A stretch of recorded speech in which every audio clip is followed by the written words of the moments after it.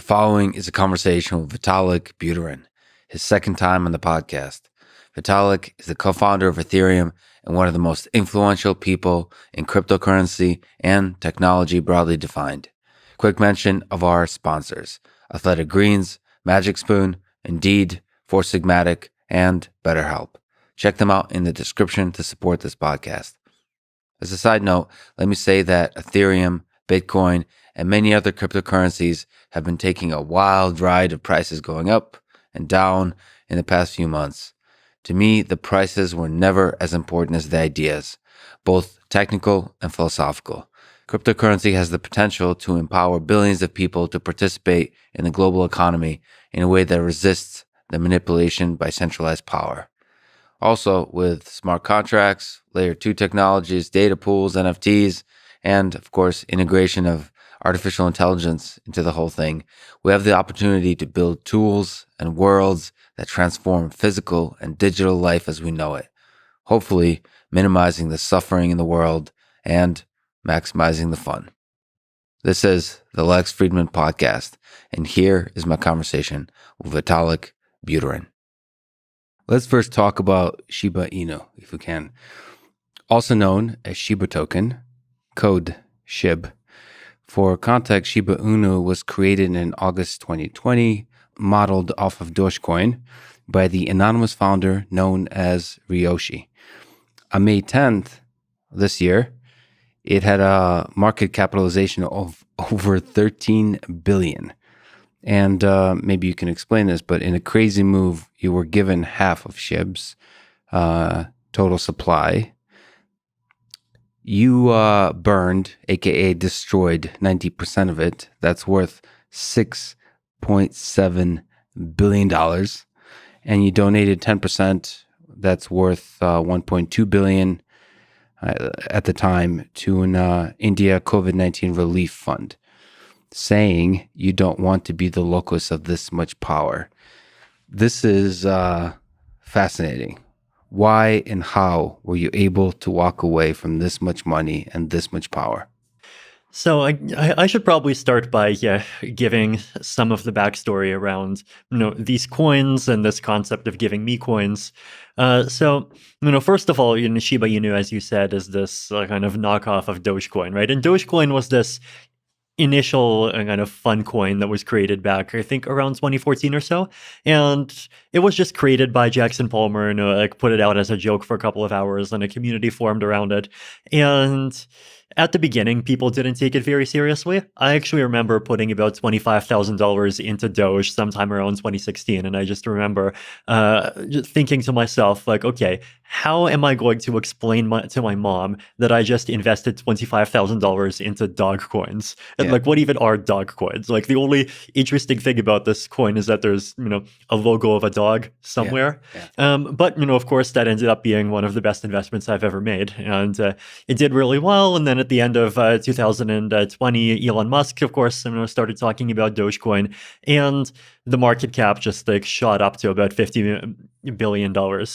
Actually, and it shot up multiple times, right? The first time it went up from about 0.8 cents to about 7 cents. And this just happened all in one day. And I remember this was when I was still in Singapore in the middle of COVID, and I saw that the price just went up by 1,000%, and I was like, oh my God, my Doge is worth a lot. And so I immediately called up some of my friends and told them to drop everything and scramble. And I sold half the Doge, and I got $4.3 million, donated the proceeds to give directly.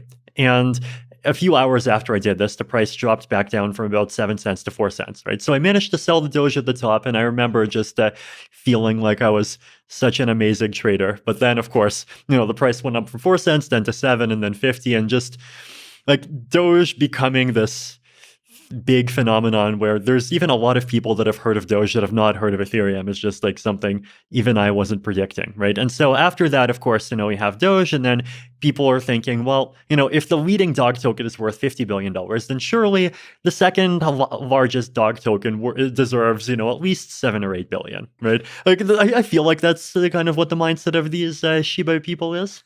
So then, of course, they did this other gimmick, right, where they gave me half the Shiba token supply.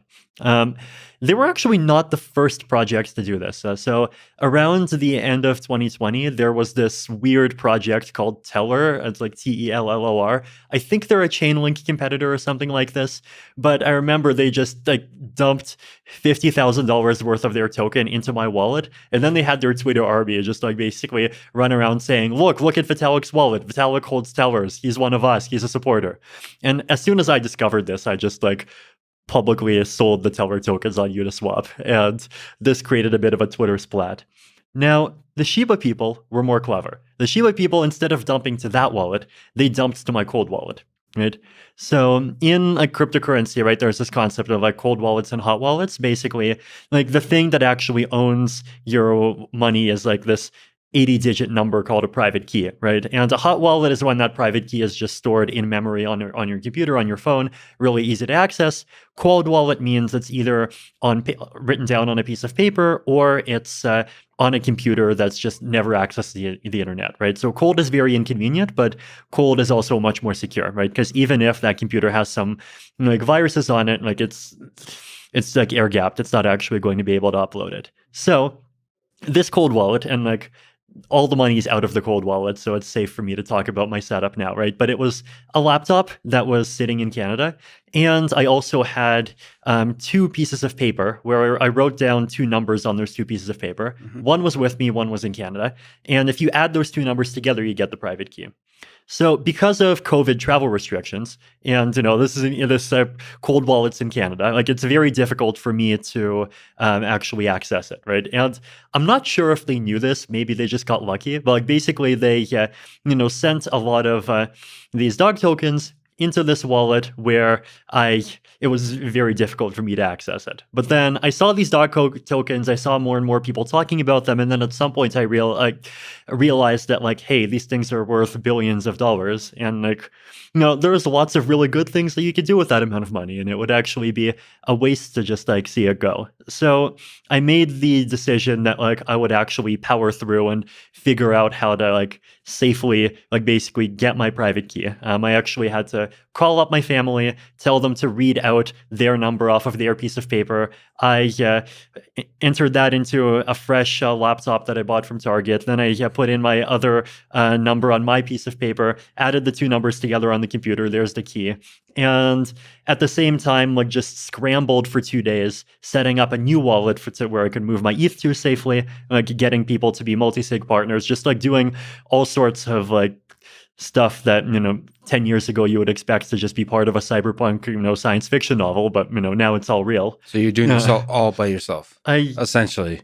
Most of it by myself. So you have to keep it secret, right? And I needed my family to actually go and read the number on their piece of paper, and then in my new multi-sig wallet, there's other people that are signatories. But I'm obviously not going to reveal any details beyond that.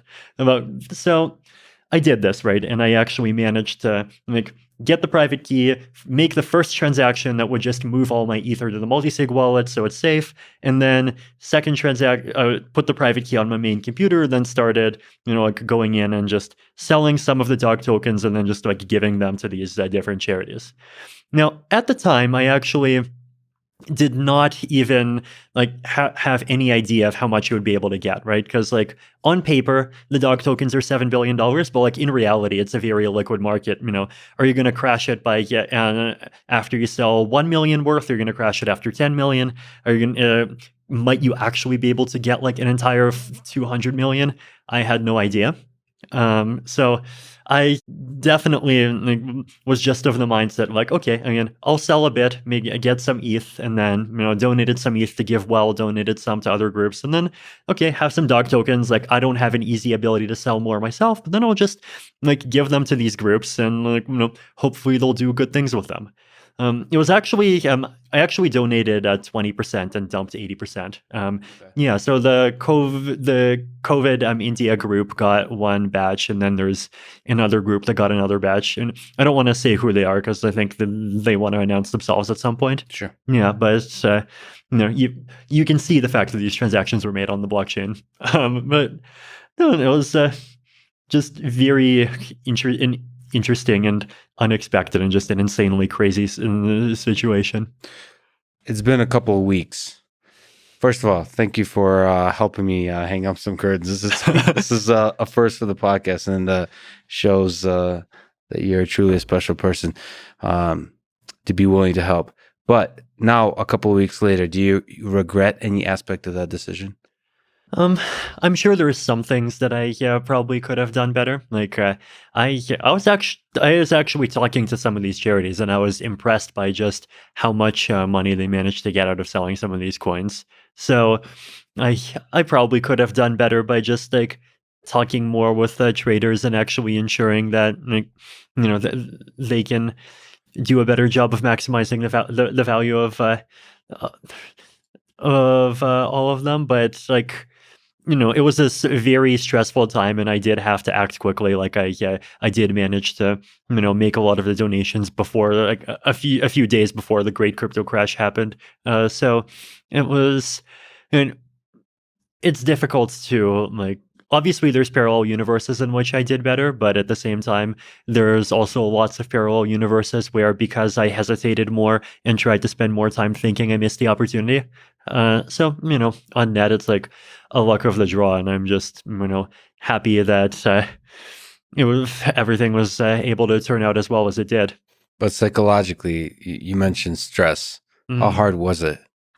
It was stressful, right? I think, well, one of the really stressful parts was just the fact that I had to basically move all of my funds, including the 325,000 Ether, from one cold wallet into another hot wallet, into another multi-sig wallet. And maybe the multi-sig wallet had a bug in it. Maybe there's like some mistake I'll make in the middle that causes the funds to get lost. Like, that part was stressful, and I was definitely stressing out for 2 days. I mean, triple checking the new wallet. I even did a bit of an audit of the code myself. I wrote my own JavaScript DApp to make confirmations, because Gnosis Safe didn't work with the status wallet well. So there was that whole thing was definitely a bit of a marathon. I was also kind of definitely a bit worried about, or uncertain, I guess, how the public and, including the coin communities would perceive the whole thing. But I was actually impressed. Like for every poster that was saying like, no, why did Vitalik like rug pull on us? His wallet was supposed to be a burn address. There's like 10 people that were like, oh, I thought I was just in this because it's a fun pyramid gambling thing, but instead I ended up being part of this great public good thing for humanity, and that's like even more amazing.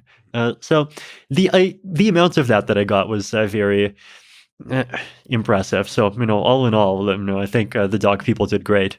The dog people. Is there something you can extend to the bigger picture of it?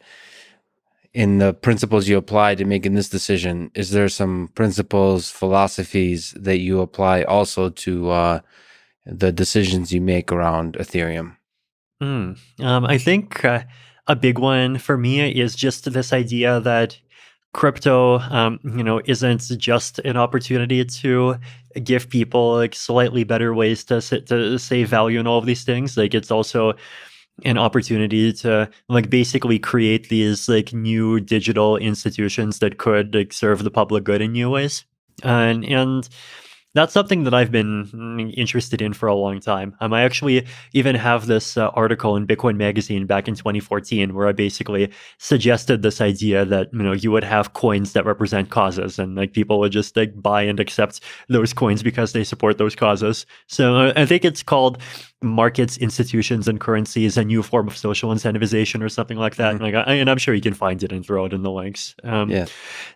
So that was interesting to kind of see becoming real. And like in general, right, I think, public goods are very important. And on the internet, public goods are even more important, right? Like every single Lex Fridman podcast is just on YouTube, and anyone can go and see it. Like there's no way for you to like sell it and so that some people can see it, but then other people can't see it. Like you could do that, but then you'd obviously be reducing your impact. So thank you for making the amazing Lex Fridman podcast so freely available. Well, that's actually a tense thing. Is how do you do it in a way that's not controlled in a centralized fashion? Because actually, Exactly. YouTube feels free and open, but it nevertheless is one company making centralized decisions. And the first time I realized YouTube is not forever is when a lot of the Joe Rogan Experience library was pulled from YouTube as part of the Spotify deal. And it made me realize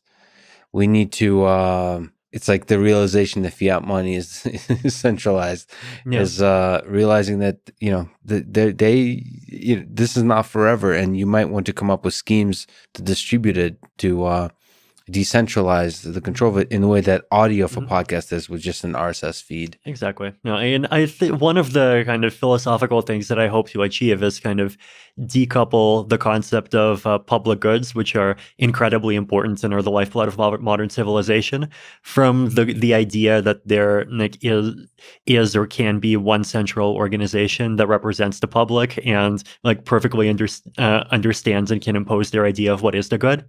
Right, like it's when people talk about public goods, like it just often comes with this baggage of either centralization or conformism, and I think like it doesn't have to, right? Like often the most important public goods are the ones that are created by the crazy individualists that disagree with everyone else. So trying to make this kind of synthesis where you combine the values of decentralization and the values of open source, but you're not naive about it, and like you realize that for these things to be produced, there needs to be a way for it to be sustainable. There needs to be some way of supporting people who are working these projects, but at the same time, you want to avoid that turning into a vector of centralization, like trying to sort of get all of the good things without the bad things. To me, that's a big part of sort of what my grand experiment in crypto is about. Right? And like we are doing things in different kinds of things for this, right? Like there's the Gitcoin grants quadratic funding in the Ethereum ecosystem. There's obviously these dog coins that just happens, like I guess accidentally. There's other projects that, like for example, Uniswap has their Uniswap DAO that just has a huge amount of funding, and like we haven't seen yet how that's going to be deployed, but it could be potentially deployed to do lots of really good and amazing things. Do you see Ethereum as essentially a mechanism to fight for social causes? I definitely see Ethereum as being a mechanism to fight for definitely some specific things that are social causes, like just the fact of creating an open financial system that anyone can participate in no matter where they are in the world. That's a social cause. Just giving people the ability to organize and create projects, even if it's 5 people in 5 different countries. And like that kind of inclusiveness, I think that's a social cause, and it's a core crypto value. But then at the same time, like the other important kind of part of the magic of Ethereum that you have to balance that against is that it is also this open platform where ultimately, the things that are on Ethereum is just the things that the community makes of it. Well, you kind of briefly opened the door, so let's go there. When it comes to government regulation of crypto, what's the best case scenario? What's the worst case scenario? In terms of, as you've kind of mentioned, Ethereum challenges the power centers of the world. And how do you see the interplay between governments and this new technology that resists centralized power? Best case and worst case. The best case is that blockchains continue to prosper and we figure out scalability so that people can actually start doing things on all of the amazing use cases that people have been talking about, instead of today where a lot of the great stuff gets priced out because transaction fees are at $5 to $10. And then we see a lot of different amazing applications happening on blockchains. It could be like DAOs creating new ways for people to interact and organize with each other, new ways for artists to get funded, and just all sorts of these amazing things. And there's just enough public support and just enough people that see that look, crypto is clearly doing a lot of good things, and there are definitely areas where there's tensions, but there's areas where there's tensions, like there could be some kind of creative and interesting approaches that get figured out, right? Like the concept of corporate taxes, for example, right? Like it doesn't that would disappear as a revenue stream if theoretically corporations just all get replaced by DAOs. But like maybe there's some other creative way by which DAOs themselves can kind of be have some kind of encoded governance that ensures that they have at least some kind of bias towards serving the global public good. And maybe it does enough of DAOs can do enough of that people are happy with it. And there are going to be things that people are unhappy about. There's always going to be the people that wants to surveil everyone. But if on the kind of effect of crypto from just empowering people is greater than that, and greater than that in a way that people can just easily see, then that would be a good scenario, right? And we'll just become kind of incorporated and accepted the same way as happened with the internet. But the worst case scenario would, of course, be just people suddenly, flipping and going into moral panic mode and just, oh my God, this technology is used by insert bad group of the day. And then I don't think governments have the ability to ban crypto to the extent of just preventing blockchains from existing, but they definitely have the ability to really marginalize it, right? Like if you just ban all exchanges, and ban all links from the fiat ecosystem to crypto, and you ban all kind of mainstream employers from accepting or paying in cryptocurrency, then you can successfully turn it into a fairly kind of niche countercultural thing that has much less impact than it otherwise would. So it's somewhere between the good scenario and the bad scenario. I'm obviously hoping for the good. Well, that's interesting. Also, the tension between governments and companies. Like if you have a bunch of billionaires or a bunch of companies like Tesla investing in Bitcoin, and then governments resisting that, it's interesting who wins out in that worst case scenario. And it almost when companies and rich, quote unquote, respectable people embrace cryptocurrencies, Bitcoin, Ethereum, so on, even the dog coins, it's almost sends a signal to everybody else that this is a revolution that's here to stay. On this one little tangent that you brought up, this is almost an outdated idea, but it's still with us, which is cryptocurrencies are used for illegal activity, for drugs, for crime, and so on. Is there some sense that worries you that if cryptocurrency, if Ethereum runs the world, then crime, making money from crime will be easier? There's always that possibility, but at the same time, I think if you look at the world as a whole and the way all the other technological trends are going, in-person surveillance is just going up every year, right? Yeah. If you commit a crime in meat space, it's getting harder and harder to get away with it.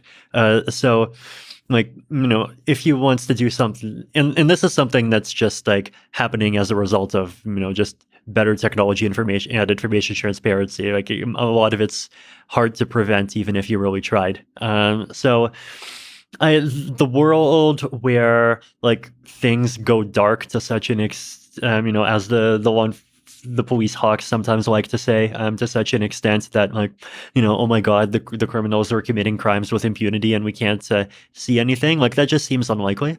But on the other hand, the world where there just, you know, is no privacy, for example, or the world where there just like is no ability to kind of act outside of the confines of mainstream institutions. Like some that's something that's more realistic, and that seems like something that could lead to a lot of a lot of scary things, right? And like even from a government's point of view, right? Like I think governments over the last few years, a lot of them, they're very worried about sovereignty. They're worried about like if their countries, economies, and social environments are just completely dependent on basically foreign tech companies controlled by foreign governments. Like governments are not on team government, right? It's like the Indian government is on team India, the Russian government is on team Russia, and so forth, right? So like they don't want the U.S. to be able to like have this big backdoor into everything. So I do think that a balance is needed, but and at the same time, I do think I guess I definitely like worry more about the possibility that just like without things like crypto kind of acting outside of institutions becomes too impossible, and I don't even necessarily mean outside of governments, even just outside of corporations, like becomes too impossible, and there's just like terrible things that come as a result. And if things going in the other direction, like it obviously is a risk, but at the same time, I think in the long term, like a crypto can potentially even like offer defenses as much as attacks against that sort of thing. Yeah, throughout history, many of the most destructive things came from centralized institutions versus sort of from the people operating in the shadows. And I've been talking to a bunch of psychedelics folks, the people doing researchers like Greg Doblin in Johns Hopkins. There's a lot of exciting research on psychedelics. And one thing you could say about operating at the edge of legality, it could actually accelerate the adoption of particular things, like whether it's marijuana or psychedelics, they can help people out. It almost accelerates the policy. It forces the policy to catch up to where the people stand. Right. So there's a positive way of doing things that are in the gray area of legality and creating a market that allows people to in a safe way, be able to participate in this gray area of legality. Yeah, I mean, the other thing to keep in mind, of course, is that the set of like the kinds of things that just like payment processors as companies try to restrict you from is much larger than the set of things that's illegal, right? Right. Like part of that is because they want to be super conservative, and like the more layers you have, the more they're like conservative because they're scared of what the layer below them will do to them. Sometimes they have their own, moral opinions of various kinds. Like, they go after lots of people, right? Like they make life really hard for, like sex workers, for example. Psychedelics, as you mentioned. There's a lot of activity, even including stuff that is totally legal. That just, there's this like, shadow like PayPal credit card government or whatever you want to call it, and that makes it just hard to participate in this stuff. So I think like reducing the number of intermediaries is definitely normally a good thing.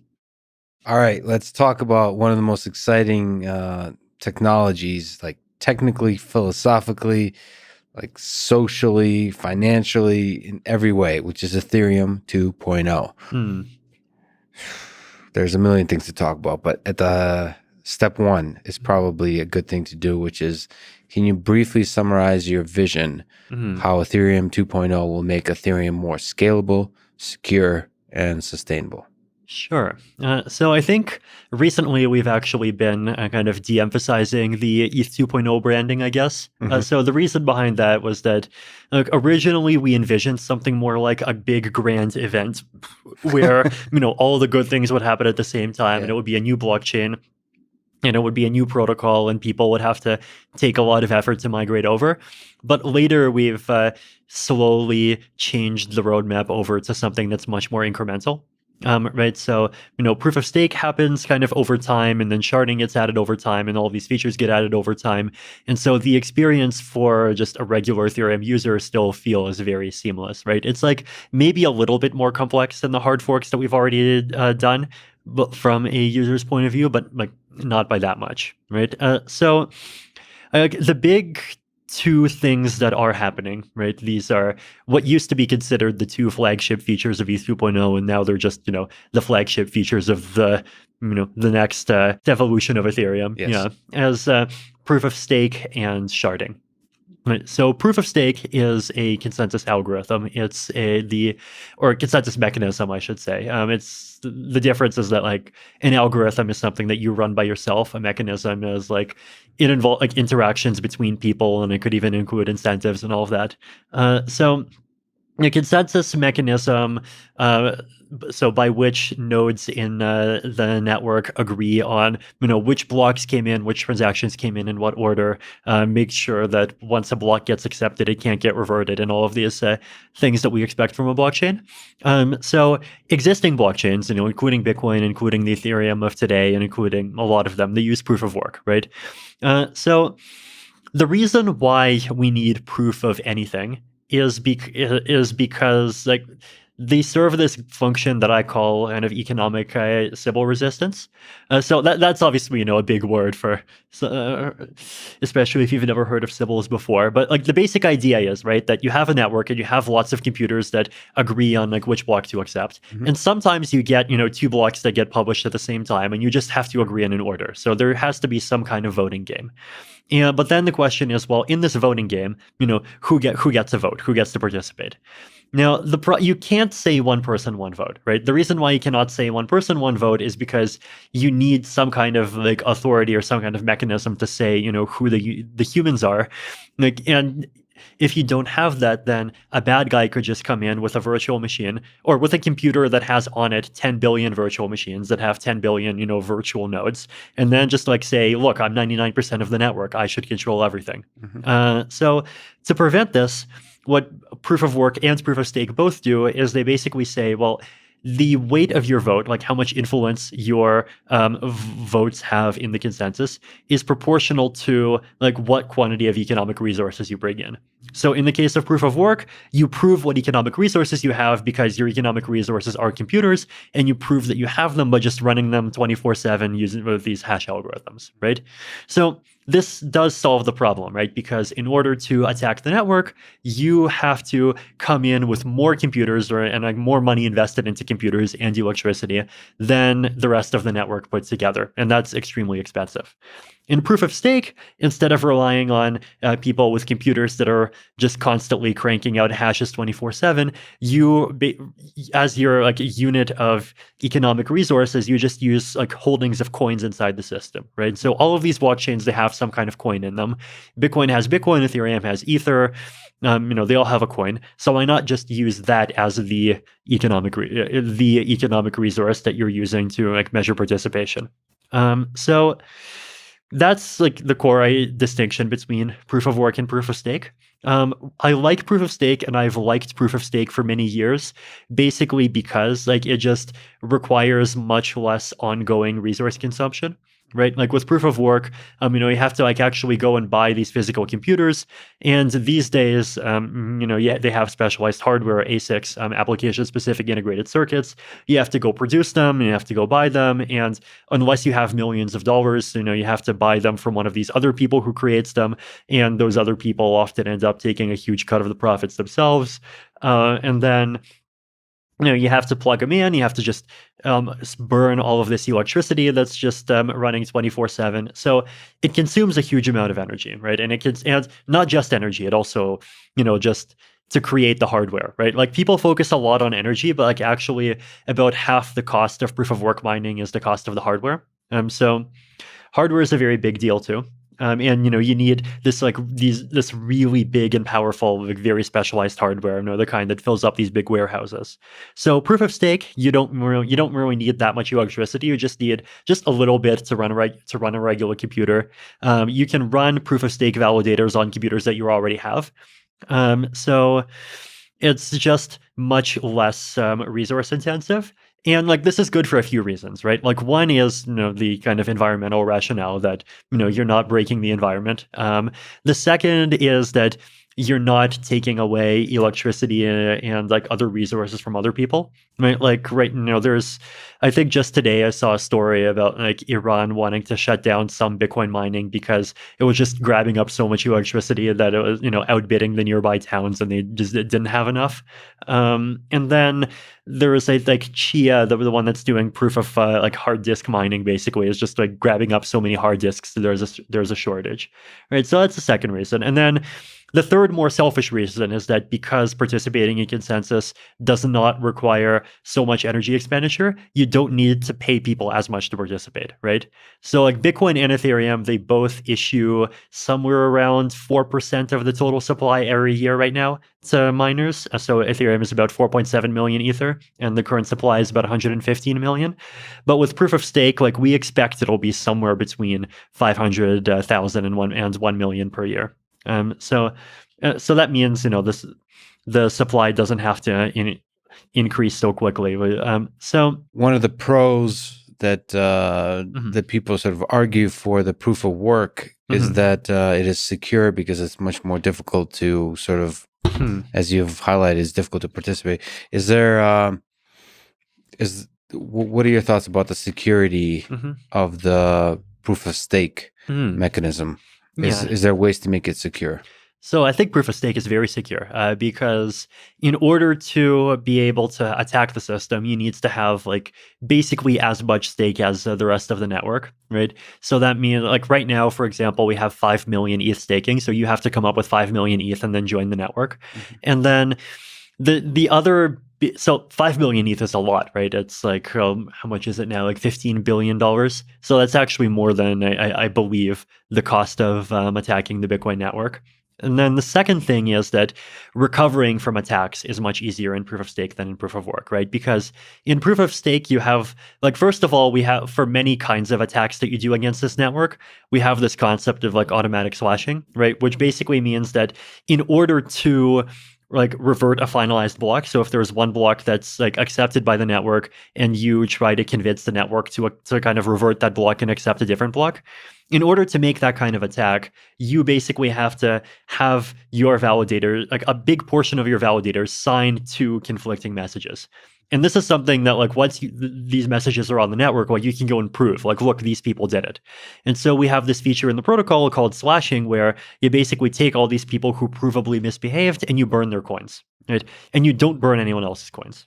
Now, there are other cases, like, for example, if instead of reverting blocks, the attack just tries to censor everyone, right? Then what you do, everyone who got censored would just like basically create the minority chain, and then the community would basically have to do a soft fork, right? They would just have to say like, look, this chain is clearly attacking us. This chain is the one not attacking us, and so we're going to join this chain. And then what happens is that on that new chain, the attackers also lose a lot of coins. Right. Yeah. So the difference between proof of stake and proof of work is that in a proof of stake system, like you can identify specific participants and you can say, these, and like this isn't like, a human going in and saying, I don't like you, I don't like you, I don't like you. This is like automated, right? You can So the slashing process is automated. Yes. Is there ways it can go wrong? So that's a painful process where the coins are burned. It is painful, yes. I think, the one big unknown, of course, is like if an attack actually happens, and like if an attack happens that requires the community to actually choose one of these minority forks, then like what would the community actually successfully coordinating on this look like, right? Like it's like we can talk about it and we can write like science fiction novels about it, but like until it's happened, you don't really know the details of like what it looks like and how difficult it is. What are the channels of communication for the community? If you can enlighten me a little bit, like what, Mm-hmm. in many ways in the political realm, Mm-hmm. Twitter is often used as a way to kind of have these emergent phenomena of Mm-hmm. large groups of people coming to a consensus Right. about a particular idea. Mm-hmm. And then there's battle for consensus. What's in the Ethereum community, what are the sources of natural language-based communication that have an emergent belief structure that you would say? Or is it all through money? Is it all through trading that the communication happens? There's definitely talking as well. I mean, like we have to agree on protocol changes somehow, right? Like there's Twitter, there's Reddit, there's GitHub, there's all of the various Ethereum forums, Ethereum magicians, Ethereum research. There's just in-person communication. Then there's just kind of like the hidden web of everyone talking to everyone on Telegram, Yeah. or Signal.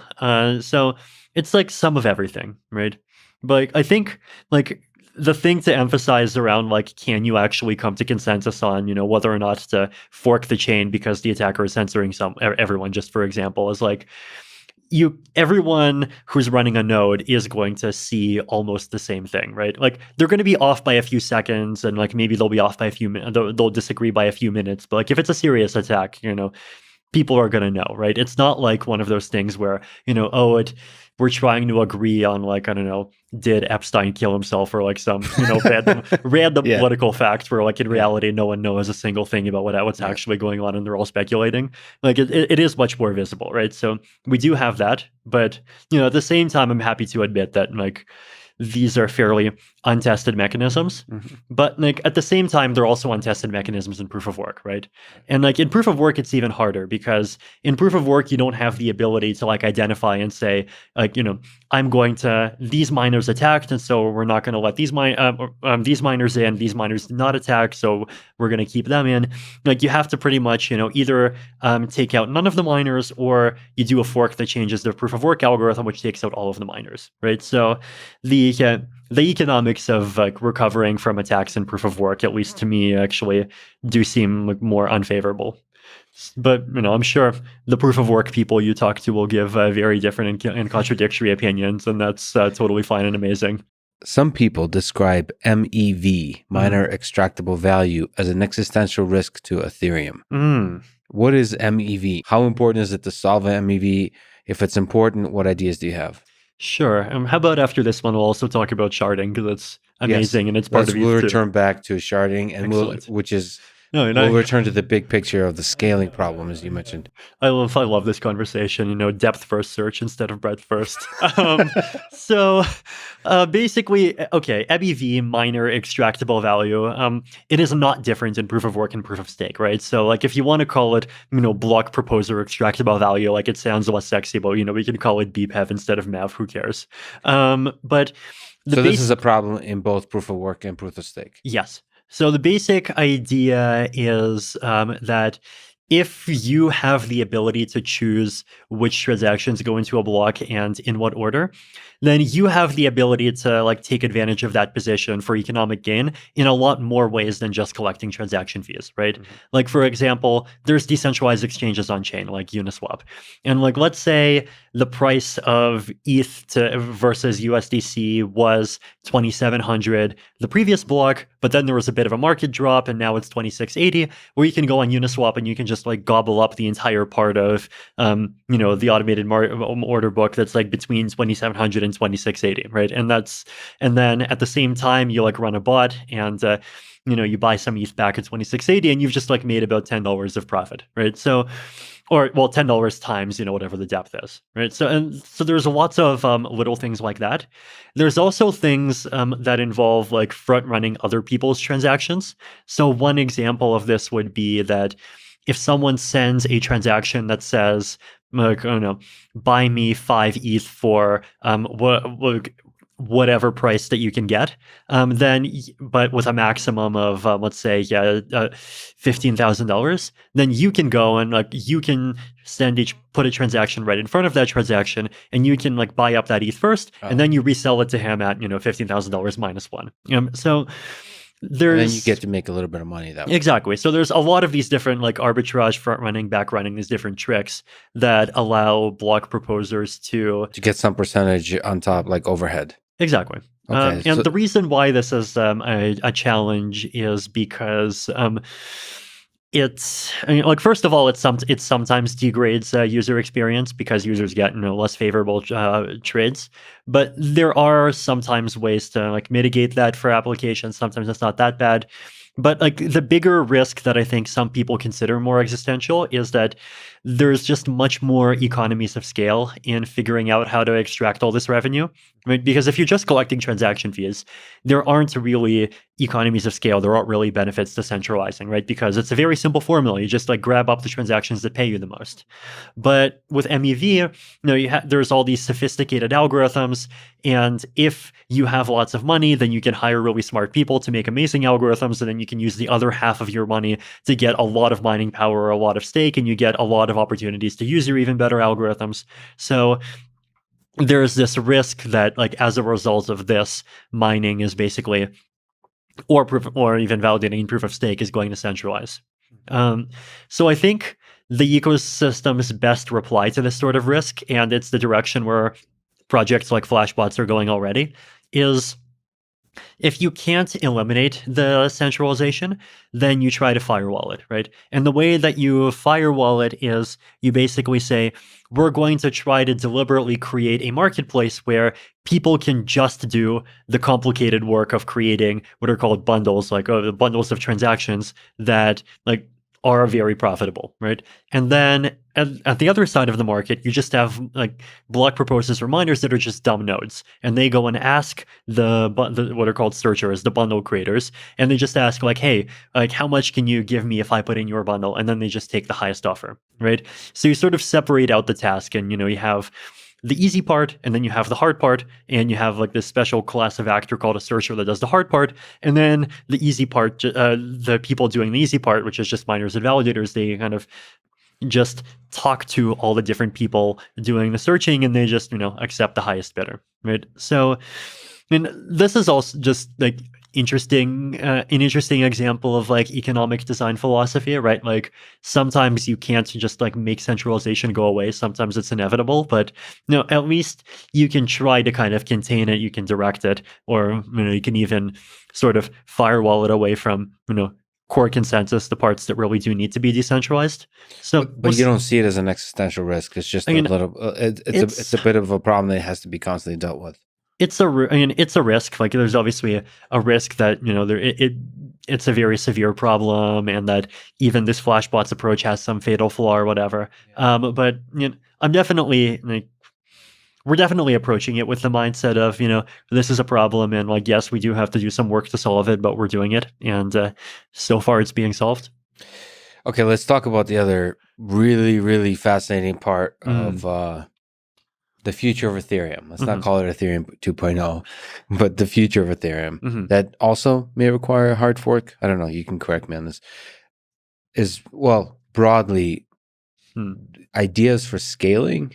Yes. And more specifically, sort of layer 2 or layer 1 and 2 intersection ideas of how to achieve scaling.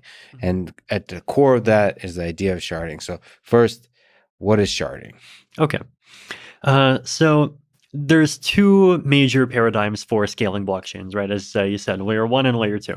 And layer 1 basically means make the blockchain itself like capable of processing more transactions by having, some mechanism by which it can do that, despite the fact that there's a limit to the capacity of each participant in the blockchain. And then layer 2 says, well, we're going to keep the blockchain as is, but we're going to create clever protocols that sit on top of the blockchain that still use the blockchain and then still kind of inherit things like the security guarantees of a blockchain. But at the same time, a lot of things are done off-chain, and so you get more scalability that way.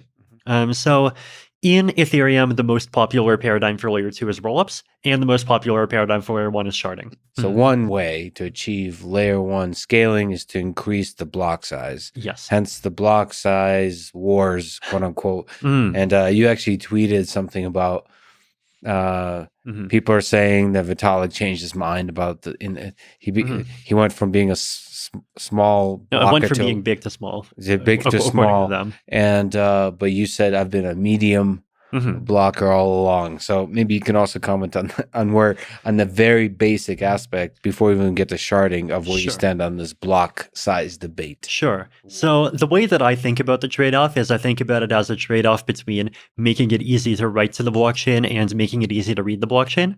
Right. So when I say read, I just mean, have a node and actually verify it and make sure that it's correct and all of those things. And then by write, I mean send transactions. So I think for decentralization, it's important for both of these tasks to be accessible. And I think that they're about equally important, right? If you have a chain that's too expensive to read, then everyone will just trust a few people to read for them. And then those people can change the rules without anyone else's permission. But if, on the other hand, it becomes really expensive to write, then everyone will move on to basically second layer systems that are incredibly centralized, and that takes away from decentralization and self sovereignty as well. So this has been my viewpoints pretty much the whole time, right? It's that you need this balance, and going in one direction or the other direction is very unhealthy. In the Bitcoin case, basically what happened was that Bitcoin originally, at the very beginning, it didn't really have a block size. It just had an accidental block size of 32 or block size limit of 32 megabytes, because that just happens to be the limit of the peer-to-peer messages. But then, interesting. I didn't even know that part. yeah, but then Satoshi back in 2010 was worried that even 32 megabyte blocks would be too hard to process, so he put the limit down to 1 megabyte. And I think by put, you mean sneaked in there? Yeah, just made an update to the Bitcoin software that made blocks bigger than one. I think it's 1,000,000 bytes invalid. And I think the impression that most people had at the time is that this is just a temporary safety measure, and over time, as we become more confident in the software, that limit would be raised somewhat. But back then, when the actual usage of the blockchain started going up, and then it started going up first to 100 kilobytes per block, then to 250 kilobytes per block, then to 500 kilobytes per block.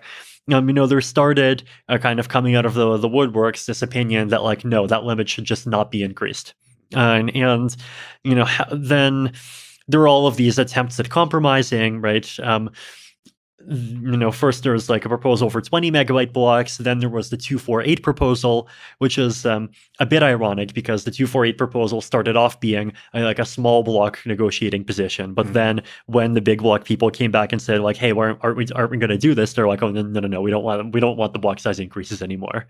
So there were these two different positions, right? The small blockers, I think they valued 1 megabyte blocks for two reasons. One is that they just really, really believe in the importance of being able to read the chain. But two is that a lot of them really believe in maintaining this norm of never hard forking, right? So the difference between a hard fork and a soft fork is basically that in a soft fork, blocks that were any block that's valid under the new rules was still valid under the old rules. So if you have a client that verifies according to the old rules, then you'll still be able to accept the chain that follows the new rules. Whereas with a hard fork, you have to update your code in order to stay on the chain. And they have this belief that soft forks are kind of either less coercive than hard forks, which, by the way, I completely disagree with. I actually think soft forks are more coercive because basically they force everyone who disagrees to sort of go along by default.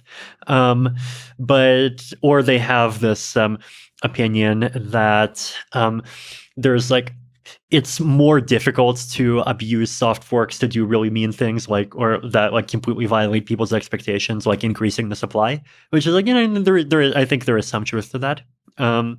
So because of these reasons, they just say we're only going to do soft forks, and we want to just not do any hard forks. And they eventually discovered this idea called segregated witness that allows for a very tiny block size increase to the equivalent of about 2 megabytes with a soft fork. It's just a really weird and devious trick. Basically what they do is they take the signatures of transactions and then they put them outside of the block, and then they add an extra rule that says that for a block to be valid, the block has to come with a separate basically extension block that contains all of the transaction signatures. Right. So, when you measure it according to the old rules, hey, it adds up to less than 1 million, but actually there's this extension block that the old protocol doesn't even know about. So it's a hack that seemed to work to in a small way extend the size of the block size. But so, small block side was happy with these very low levels of block size, and then the big block side wanted to expand to, at the very least go to 4 megabytes, then, maybe 8, 20. There's disagreements within there as well. I definitely was favoring the big side the whole way through, as you can probably tell. But Even though, so the argument against the big is that it makes things more centralized. yes, because fewer people can run a node that verifies Yes. the chain, and also because any of these things would require a hard fork, and hard forks are inherently risky. Do you think there's truth to that? I'm pro hard fork. I think hard forks are actually like in a political economic sense, they're better than soft forks. Well, let's okay. I think that's a beautiful principle, as stated, that soft forks may be more coercive than hard forks. Mhm. This is not just about cryptocurrency. This is about politics and life. Mhm. That's fascinating. So Mhm. you're okay with hard forks. In Yes. fact, you think hard forks is the right way to make changes Mhm. because then everybody's forced to make a decision. Right. Do you accept this change or not, as opposed to ideas being sneaked in behind the door and and the decision is forced on you? Exactly. Yeah. Okay, so but hard forks, some people say, this is when they talk about sort of Ethereum, is there's some aspect to a hard fork where you're trying to upgrade a airplane while it's flying. And I think soft forks are also upgrading an airplane while it's flying. but it's a smaller upgrades. That's Like, there's some truth to that. Like Yeah. there's definitely a bit more risk of like a split as a result of a hard fork than as a result of a soft fork. And this split is highly undesirable, right? Well, it depends. Like if it's a split because of a bug, then that's horrible. If it's a split as a result of political differences, then I think like a split is better than one side being forced to basically just like suck it up and accept the majority position, even if it really hates it. Well, there's also political connections throughout the history of the United States. It's like sometimes groups of people that strongly disagree with each other should be forced to work it out, even when a split seems like an easy thing in the short term. It depends, and I think for blockchains in particular, the costs of people being able to like peacefully go off and do their own thing are much lower, right? Like okay, if you have a country and you have two groups, then like often enough, like fighting out the new rules requires a civil war, requires everyone to move and so forth. But no, on a blockchain, like the costs are lower, and so. So if you were to look at the way things worked out with the block size wars, and there was a split, what is it, Bitcoin Cash and Bitcoin? Would you, like, putting on your historian hat? You mentioned offline you like Dan Carlin. So if Dan Carlin were to do an episode on the on the block size wars, do you think it could have turned out better, or are you okay with the way it turned out? I'm definitely disappointed with what happened with the big block side. I think the source of my disappointment is that like one of the things that you notice when just looking at like these political disagreements generally, especially when you have environments where they're authoritarian or like single party dominated, and then there's some opposition party, and the opposition often has like very legitimate grievances, but at the same time the thing you notice is that often enough the opposition just sucks, right? Like it just doesn't have political capacity, it doesn't have like the ability to come up with policy, because its entire culture is like designed around resisting much more, and then it's designed around like actually debating serious policy trade-offs. And I worry, or I guess not so much worry because it's already happened. I unfortunately think that Bitcoin Cash ended up being a victim of this, right? Like first, there was the split with Bitcoin Cash, and then of course Craig Wright came in, and Craig Wright was this basically scammer who just keeps on pretending that he is Satoshi Nakamoto, the inventor of Bitcoin. Hey, Craig Wright's legal team, do you hear me? Yes, I still think your client is a scammer, so sue me. This is definitely going to be depth first search, because I got to ask you about Craig, because these people have been contacting me, and I'm trying to figure out like what is up with this human being. So for people who don't know, there's somebody who is let's start. There's Satoshi Nakamoto, who is the creator of Bitcoin, who's anonymous. And actually most really big people in the cryptocurrency space do not, like yourself and others do not dare claim that they are, even for fun, Satoshi Nakamoto. In fact, if Satoshi Nakamoto is still alive and is like, if say you were Satoshi Nakamoto, it seems like the thing he would do is probably, or she is, try to remain anonymous. On the flip side of that, there's a guy named Craig Wright who continually keeps claiming that he is in fact Satoshi Nakamoto and keeps suing a lot of people. So on him, if we could just linger on him, what do you make of this character? What are we supposed to make of this character? Should he be ignored? Is there any possible truth to his claims? What do you make of him? The analogy that's at the top of my head will get a bit political, but Oh boy. that's fine. You've had Michael Ballas. So I guess I view Craig Wright as being kind of like a Donald Trump figure. Yes. In that, like, he's not very intellectual, but I think he gets a big audience because he says things that like play to the resentments that people have, and he says things that people want to hear. Right, like in the wake of this block size war, the big blockers did feel very disenchanted. Like they felt that Bitcoin always had this vision that we were supposed to just keep increasing the block size, and Bitcoin is peer-to-peer cash. It says so in the white paper. And then this elitist clique of core devs just like came in and said, no, we're going to impose this totally different vision. And if you ever want your scalability, you'll have to wait for us to create this totally unproven fancy technology called the Lightning Network that works under completely different principles. And they were very angry at this, and I mean, I think a lot of that anger is justified. But at the same time, when people are in that mental state, like it's very easy for you to just kind of like latch on. And if you find someone who expresses anger at the same things that you're angry at, and also like it seems like someone who's strong and seems like someone who might be good to rally around, it's very easy to just like get behind that. But that extra part about where he's Satoshi Nakamoto, I don't understand why that's necessary.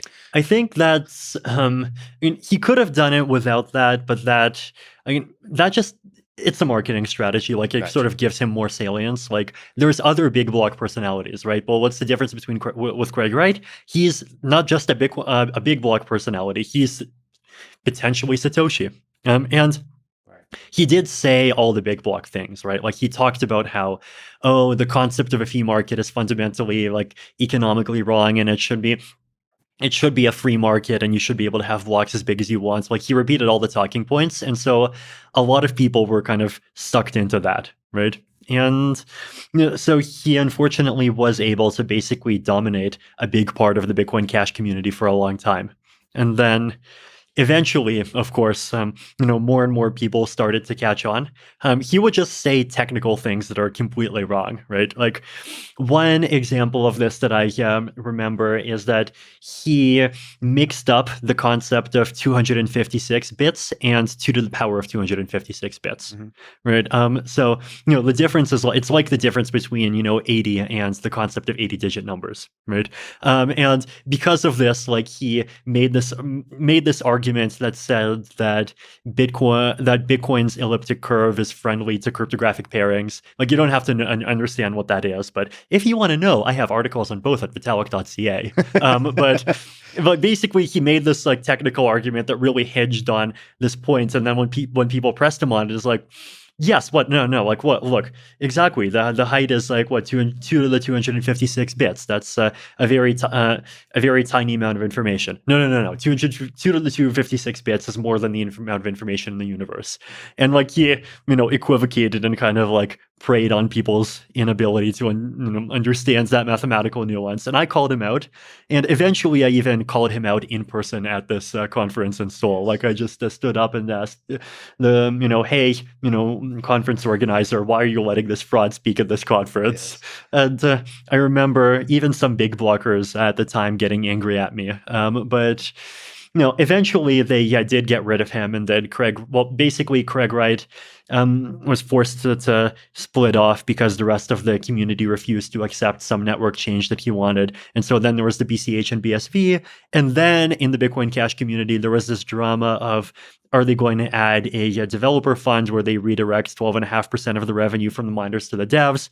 And according to the libertarian non-aggression principle, is this technically theft? Like his understanding of the technical depths of cryptocurrency was lacking in a way that Satoshi Nakamoto certainly would not. Yes, exactly. But the point is that like, even after Craig Wright got expunged, the Bitcoin Cash community kept having these disagreements, right? And now, after this development funds dispute, there was a further split between Bitcoin Cash and ABC, and so the branching tree continues to extend, right? So in that way, it's disappointing to see those kinds of splitting. There was never resolved. It is. I would have definitely wanted to see more of a kind of the principled coin with that tries to be Bitcoin, but follows consistent big block values. But I don't know. Maybe I should just stop expecting projects that I have no involvement in to care at all about what my values are, and maybe Ethereum just is. It just is. Yeah. Nevertheless, I think you have a powerful voice, and you can inspire other projects to do to live up to their best possible selves. Okay, so that's the level. That's the layer one approach. The other layer one within Ethereum is the idea of sharding. Yes. What the heck is sharding? Mm-hmm.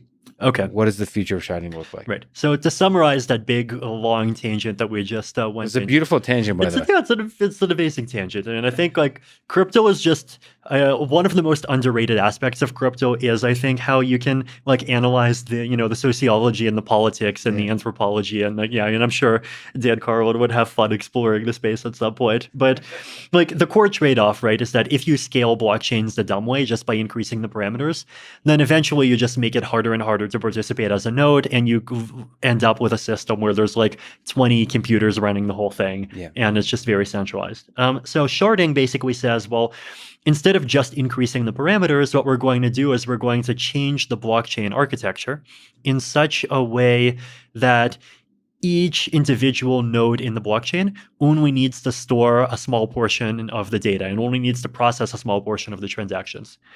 So you can think about it as being inspired by BitTorrent, right? On BitTorrent, there's no such thing as a BitTorrent full node that has every movie, right? The work is split up among a huge number of computers, and that makes sense. That's the only sane way to scale a system like that.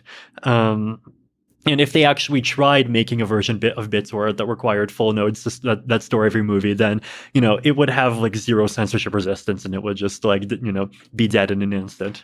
So the challenge with taking that model and applying it to blockchains, right, is that blockchains aren't just about spreading data around. They're about agreeing on exactly what data was spread around and ensuring that everything that you agree on actually is correct. Mm-hmm. And so you have this paradox where, let's say you want to have a system that supports 10,000 transactions a second, but each computer in the network can only personally verify 100 transactions a second.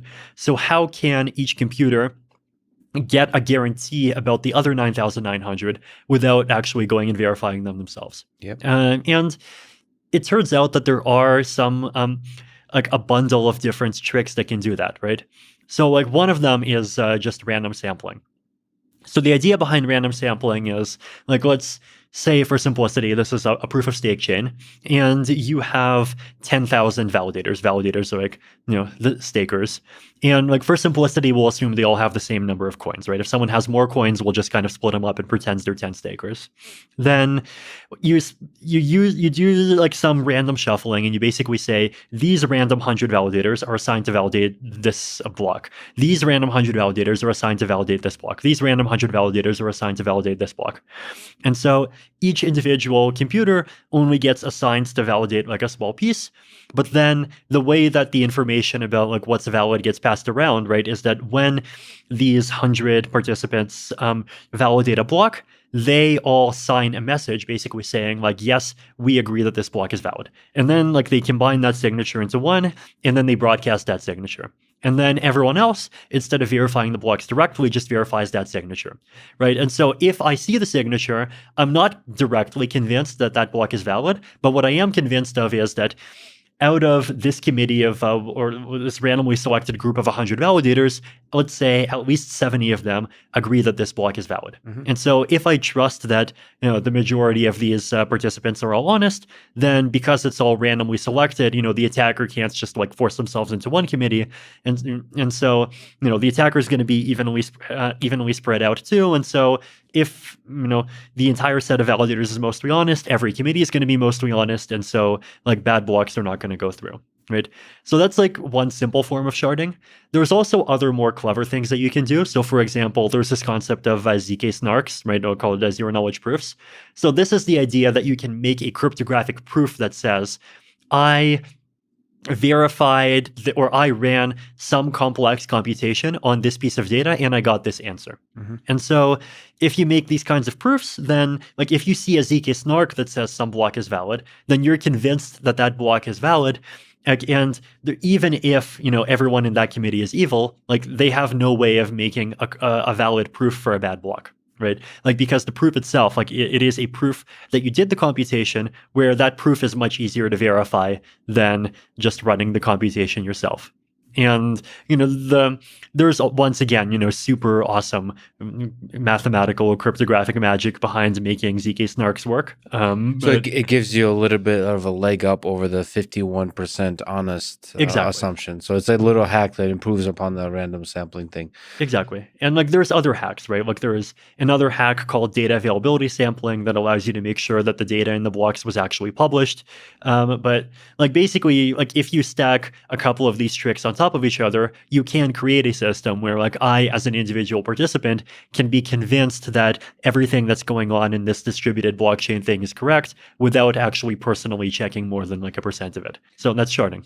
That's sharding. But as I understand, maybe correct me on this, is in the space of Ethereum, the sharding happens on some fixed number. Like the split is on some fixed number. I think it's 64 is the currently sort of proposed number. So how does that help scaling? Is it just a fixed constant scaling by 64? And is that a way to achieve the crazy amount of scaling that seems to be required to use cryptocurrency for purchasing? So doing like competing with credit cards and Visa and so on. Right. So first, I think like the 64 can be hard forked up over time. So we've set it so that like there's theoretically space in the data structure for 1,024 shards. It's just that 64 of them are turned on. Like there are challenges with having more shards because like you have to have logic that just like checks and manages all of those shards. And if there's too many of them, then that becomes too expensive. But even still, you can improve quite a bit. And then the other thing that we're doing is if like we're getting maximum scalability by combining rollups and sharding. Right. So this might be a good time to talk about rollups. What are rollups? Okay. And now we're moving into layer 2 ideas. Yes. So the idea behind a rollup is basically that. So instead of just publishing transactions directly on chain and having everyone, do all of the checking of those transactions. What you do is you create a system where users send their transactions to some central party called an aggregator. And theoretically you can have a system where like the aggregator switches around or anyone can be an aggregator. So, it's still like permissionless to send things. Then what the aggregator does is they strip out all of the transaction data that like is not relevant to helping people update the state. So when I say the state, this is a very important kind of technical term from blockchains. I mean like account balances, code, like things that are like internal memory of smart contracts. So like basically everything the blockchain actually has to keep track of and remember, right? So you just put in you take all these transactions, strip out all the data that's not relevant to telling people how to update the state. And then you take the data that's needed to update the state, and then you like really compress it, right? So like, for example, if we say, I, Vitalik, have an account that's 0xAB58, blah, blah, blah, blah, blah, and it's 20 bytes. Well, instead we can say, well, I have an account that is number 1874224 in the tree. Right. And that goes down from 20 bytes to just like an index and a position, which is 3 bytes. Right. So you use all sorts of these fancy compression tricks, and you basically just, instead of publishing all these transactions, you publish this like tiny compressed blob. Right. So the amount of data that goes on chain goes down by maybe about a factor of 10. Right. And then the second thing is that you don't do the computation on chain. Instead, you do the computation off chain. And there's one of two ways to do this, right? One is called a ZK rollup, which is you just provide a ZK snark that basically says, "Hey, look, I did this computation, and I have this proof that here's the some hash of the result, and it's correct." And then you stick it on chain, and everyone verifies this one proof instead of verifying all these transactions. And then the other approach is called an optimistic rollup, which is basically made of this scheme where, like, first someone says, like, "Hey, this is what I think the result of applying these transactions is," and then someone else can say, "I disagree. The result is different." And only if two people disagree do you actually just like publish all of the data and run the whole that whole block on chain.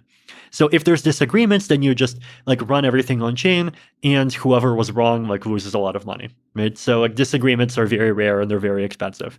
And in a ZK rollup, you don't even rely on this like challenging game at all. You just rely on a proof.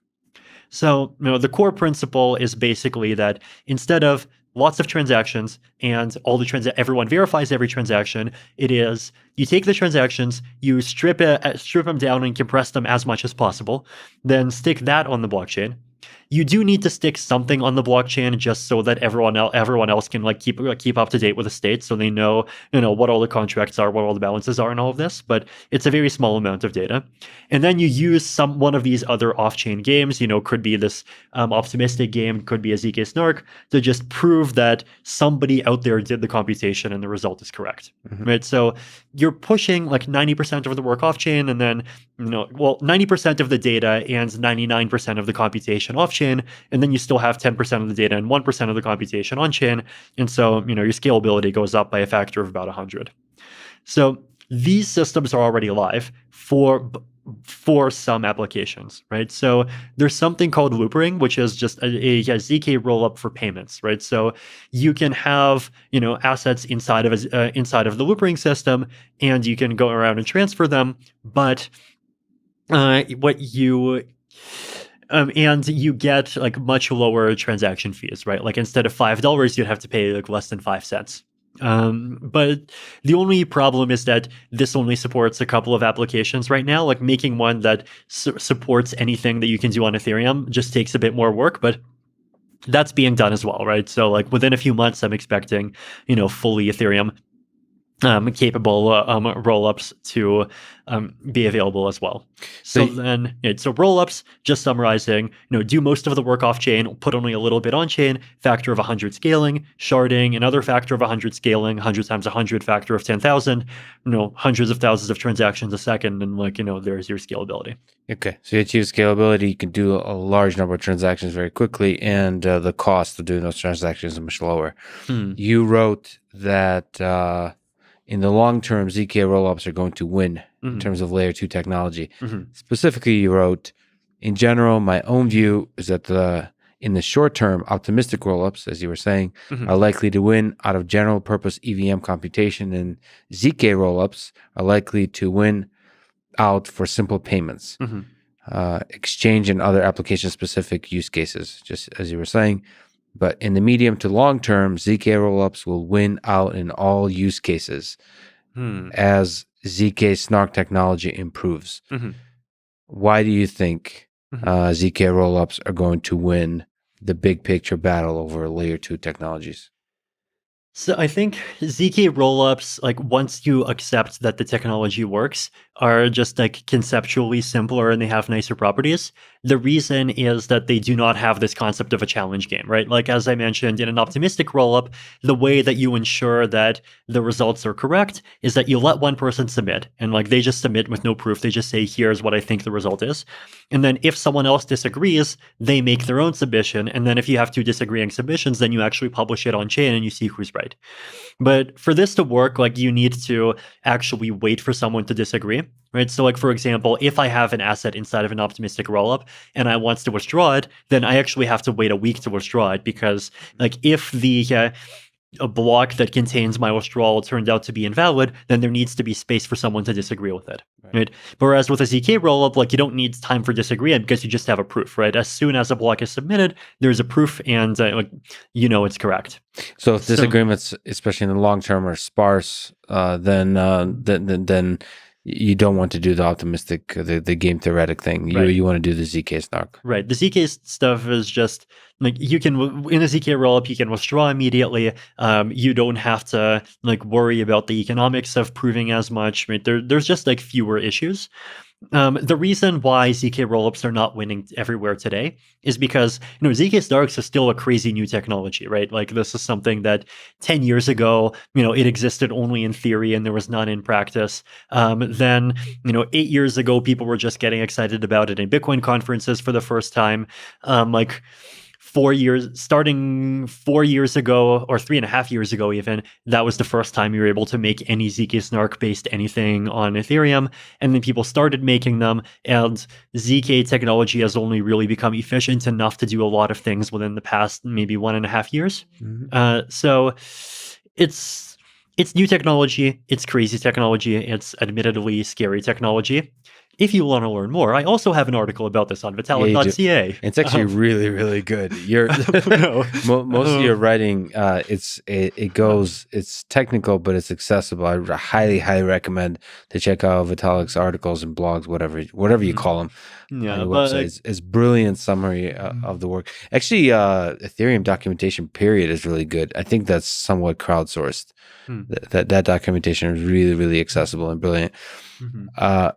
But let me ask about sort of other approaches to layer 2, like side chains. So the one popular one is Polygon. What are your thoughts about Polygon, which is a layer 2 network? Is it positive? Is it negative for Ethereum? Is it both? Does it have a future, which is its own chain, but it's using Ethereum? It's like based on Ethereum essentially. Or maybe you can describe what it is. Yeah. So I think there's a really big and important difference in security models between rollups and sidechains, which is basically that rollups inherit from the security of Ethereum, right? Yes. So like if I have coins inside of Loopring or Optimism or Arbitrum or ZK Sync, then even if everyone else in the world who's participating in these ecosystems like hates me and wants to steal my money, I can still personally make sure that no matter what happens, I get my money out. It might be a bit expensive for me to get my money out, and I have to do transactions like on the main chain, but I'll be able to do it. Whereas in Polygon, which is a side chain, and so instead of being secured by Ethereum, it's also in part secured by its own proof of stake consensus with its own token. So if 70% of the whole, or even 51% of the holders of Polygon tokens wanted to take my money in Polygon, they can, right? So that's and like, to be fair, like there aren't even like the supply, I don't think is even that widely distributed, right? So like potentially you could this idea of 51% of the token holders coming together and stealing everything, like it's not impossible, right? Where does the scaling of Polygon come from? Like, why is it able to process much more transactions than the Ethereum main chain? What's the idea there?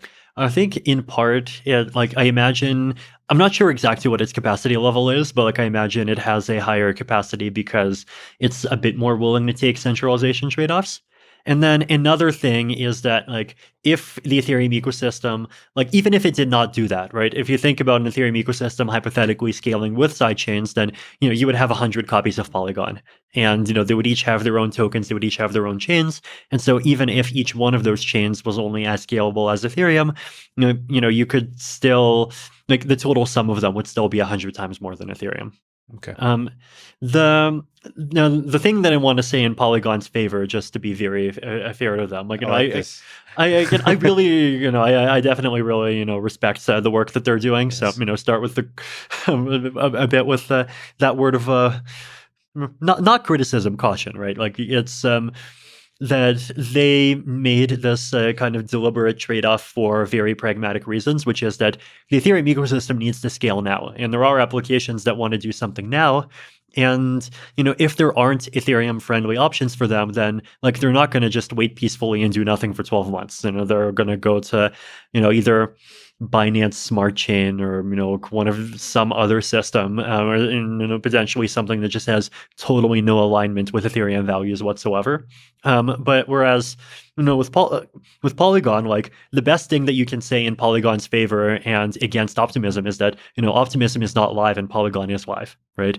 Like it just takes more work to create a system that has these extra roll-up security features. And so Polygon just said, we're going to be the system that makes the pragmatic trade-off. We're going to go functionality first, and then we can talk about adding back the security later. So I've talked to them, and like in principle, I think they're very open to the idea of like adding more security and becoming more becoming a roll up, or at least adding a Polygon chain that's a roll up at some point in the future, which is definitely something I think they absolutely should follow through on. But like the fact that like they exist now, and so applications can kind of bootstrap now on a chain that even though its security isn't perfect, at least it exists and people can go use it. And then over time, the chain matures as the applications mature. Like it's, I think, a very reasonable strategy, and I'm definitely really happy that they're part of the ecosystem. Yeah, it's kind of interesting. The history of cryptocurrency has this tension of really good ideas that are hard to implement, so they take longer to implement, and ideas that are not as good but are faster to implement. This is like the story of like you have like JavaScript that basically took over the world because it was quick to implement within 10 days, and then like later kept fixing itself. I don't know what to make of that. Sort of from an engineering perspective, I'm more and more becoming comfortable and accepting the fact that our whole world will run a technology that's not as good as it could have been, just because the crappy solution is faster to implement and it sticks. What do you make of that tension? I think the compromise that we've been taking within Ethereum is like when we have to take the crappy solution, we look for crappy solutions that are forward compatible with becoming good over time. Right, like when you build the quick and dirty thing, like you would still already have ideas in your head about what the more complete thing with all the security features added on would look like, right? Even if it requires a hard fork.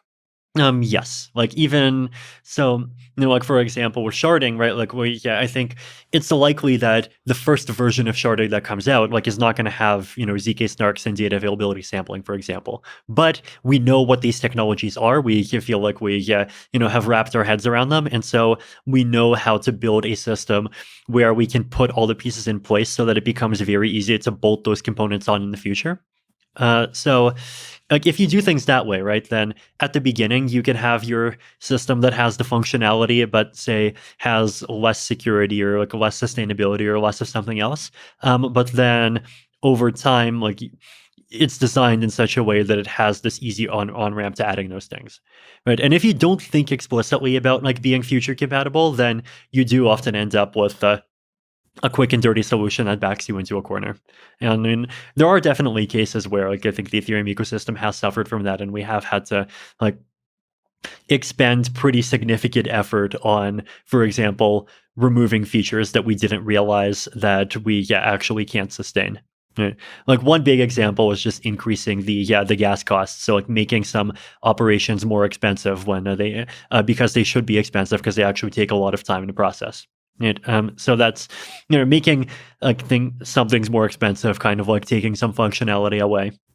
So if you can like be cognizant of where you're likely going into the future, and if you don't know, like even be cognizant of both the most likely paths that you'll take in the future, and thinking about your roadmap and coming up with a roadmap where that like if you wants to do either of those things, then you have a clean path toward it. Like, that's probably the best kind of practical way to get the best of both worlds that we have. Okay, let's talk about this wonderful process of merging. Okay, so there's the main net, which is the Ethereum 1.0 chain, or what should we say? The chain that uses proof of work as the consensus mechanism. And then there's, what is it called? The beacon chain that uses the proof of stake mechanism. And I believe the beacon has been deployed successfully, is working. So that was in December 2020. There's a bunch of questions around that that's fascinating as well. But I think the most fascinating question is is about merging those two. When do the two chains, one that's proof of work, one that's proof of stake, merge? And what are the most difficult parts of this process? Right. So, as you've said, right, the way that we have set up this proof of stake transition is that at first, the proof of stake chain just launches on its own, right? And this is the thing that happened in December. And the proof of stake chain has been running for close to 6 months now. I mean, by the time people watch this, it might actually be 6 months. But it isn't actually coming to consensus on anything except for itself, right? So the idea behind that is to just give the proof of stake chain time to mature, time for people to build the ecosystem around it, time to make sure that there aren't any bugs, and just like prove to the community that proof of stake actually is real and it's and a full transition is realistic because the thing that you're transitioning to already exists and already works. And then at some point in the future, you have this event called the merge, where you basically take the activity that's being done inside of the proof of work chain and you actually move it over into the proof of stake chain, so you get rid of the proof of work side completely. So the way that the merge will work is it's definitely gone through a few different iterations. Like the earlier versions of this actually required more work for users and more work for clients. It was much more like, oh, there's this new chain, there's this old chain, and then everyone has to like migrate from the old chain to the new chain, and then at some point we'll forget about the old chain. The new version is designed to be much more seamless for users. Right. So basically what actually happens is that the old chain basically becomes embedded inside the new chain. Right. So starting from the merge transition block, every proof of stake chain block is going to contain a block of the what we consider to be the Ethereum chain today, but we'll call it the execution chain. And then at the same time, to create one of these blocks, you're not going to need proof of work anymore, right? So basically, at the same time, you would both get rid of the proof of work requirements for one of these blocks to be valid, but instead you require these blocks to be embedded inside of the proof of stake blocks, right? So you basically have like a chain inside a chain. And this is, from an architecture perspective, it's, you might think it's a little bit suboptimal, but it actually has some nice properties. It makes it easier to kind of think about the consensus and think about what we call the execution layer, like transactions and contracts kind of separately and upgrade them separately. And it also just means that the upgrade process is extremely seamless, right? Because from the point of view of a client that's following the chain, you basically have to update nothing, right? You're still following the same chain and follows the same rules, except instead of checking proof of work, you'll switch to checking that these blocks are embedded inside of blocks of the proof of stake chain. Got it. So there'll be this merge block that will mark this transition. Yeah. And over time, I guess the new chain will contain the full record of all the transactions that's ever happened on the previous chain, on the old chain. So like maybe I'm asking a dumb question here, but in this process, is the new chain going to have all the information of the past transactions?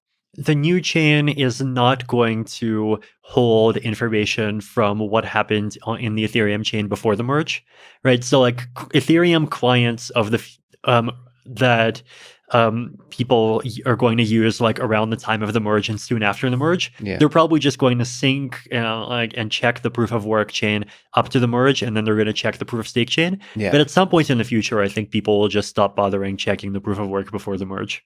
Got it. So that old history information is not important for the future. Or like if you're operating actively on the new chain, that history is not important to you. It's not important. Let's see. So it's not strictly important for just like in any like smart contract or just like applications that run on the blockchain. It can be important to users and it can be important for some applications, but we're basically saying that like maintaining and serving that is not going to be simultaneously the responsibility of every Ethereum node. If you want that information, there can be separate protocols for backing it up. And like these other protocols actually exist, right? Like there's something called the Graph, which is doing some history retrieval. Potentially, you can just take that entire chain and stake it on BitTorrent. Like there's lots of ways to like archive it and create kind of customized search protocols for it. So what's your sense why So there's a Python 2 and Python 3, and it took forever for people to switch. What's your sense why this merge has been taking longer than perhaps was expected? I think the biggest reason is just we've been underestimating the technical complexity. There's a lot of technical complexity in making a successful proof of stake chain. There's a lot of technical complexity in actually figuring out the transition process. There's So that's bigger than social complexity. So it's the technical complexity, you would say, is the bigger reason for any delays than the social complexity. I actually think so. I think we've been very fortunate to not have too much social complexity around the merge. So not much drama. No, I think the biggest part of the reason is just because we have been talking about proof of stake and sharding as being part of the roadmap since almost the very beginning of the project, right? Yes. Like the very first proof of stake blog post is from January 2014, which was 2 months after the project started, and like maybe even a day after the announcement. So it was proof of stake was not something that we kind of put on anybody by surprise. And then when the DAO fork happened, and the people on the ETC side split off, I think it also just happens that a lot of the people that were not willing to stomach the DAO fork and then join the ETC side, they were the more Bitcoiny types, and the more Bitcoiny types do also tends to like proof of work more. And so like that also sort of ended up, sort of like purifying the communities on both sides, I guess. So Ethereum Classic is not switching to proof of stake, and they're happy with their setup. And by the time that it came to the Beacon chain launching, and now I think the community is very strongly in favor of the proof of stake switch. But let me ask the question that no engineer wants to hear, which is the question of timeline. When do you think the merge will happen? Do you have a sense it might happen this year? Do you have a sense it might be pushed towards next year, 2022, or even beyond? I think early 2022 is like the most realistic.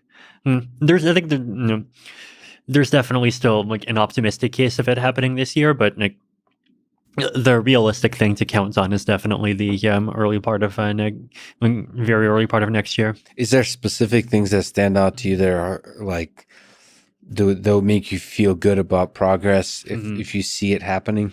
So the thing that we had last month is we had this online hackathon called Rayonism, where basically a bunch of the different client developers that are going to be part of the transition hacked together some test nets of the post-merge Ethereum chain. So these were only test nets of what would happen after the merge. They were not test nets of the transition itself. So the thing that people are working on now actually is the transition.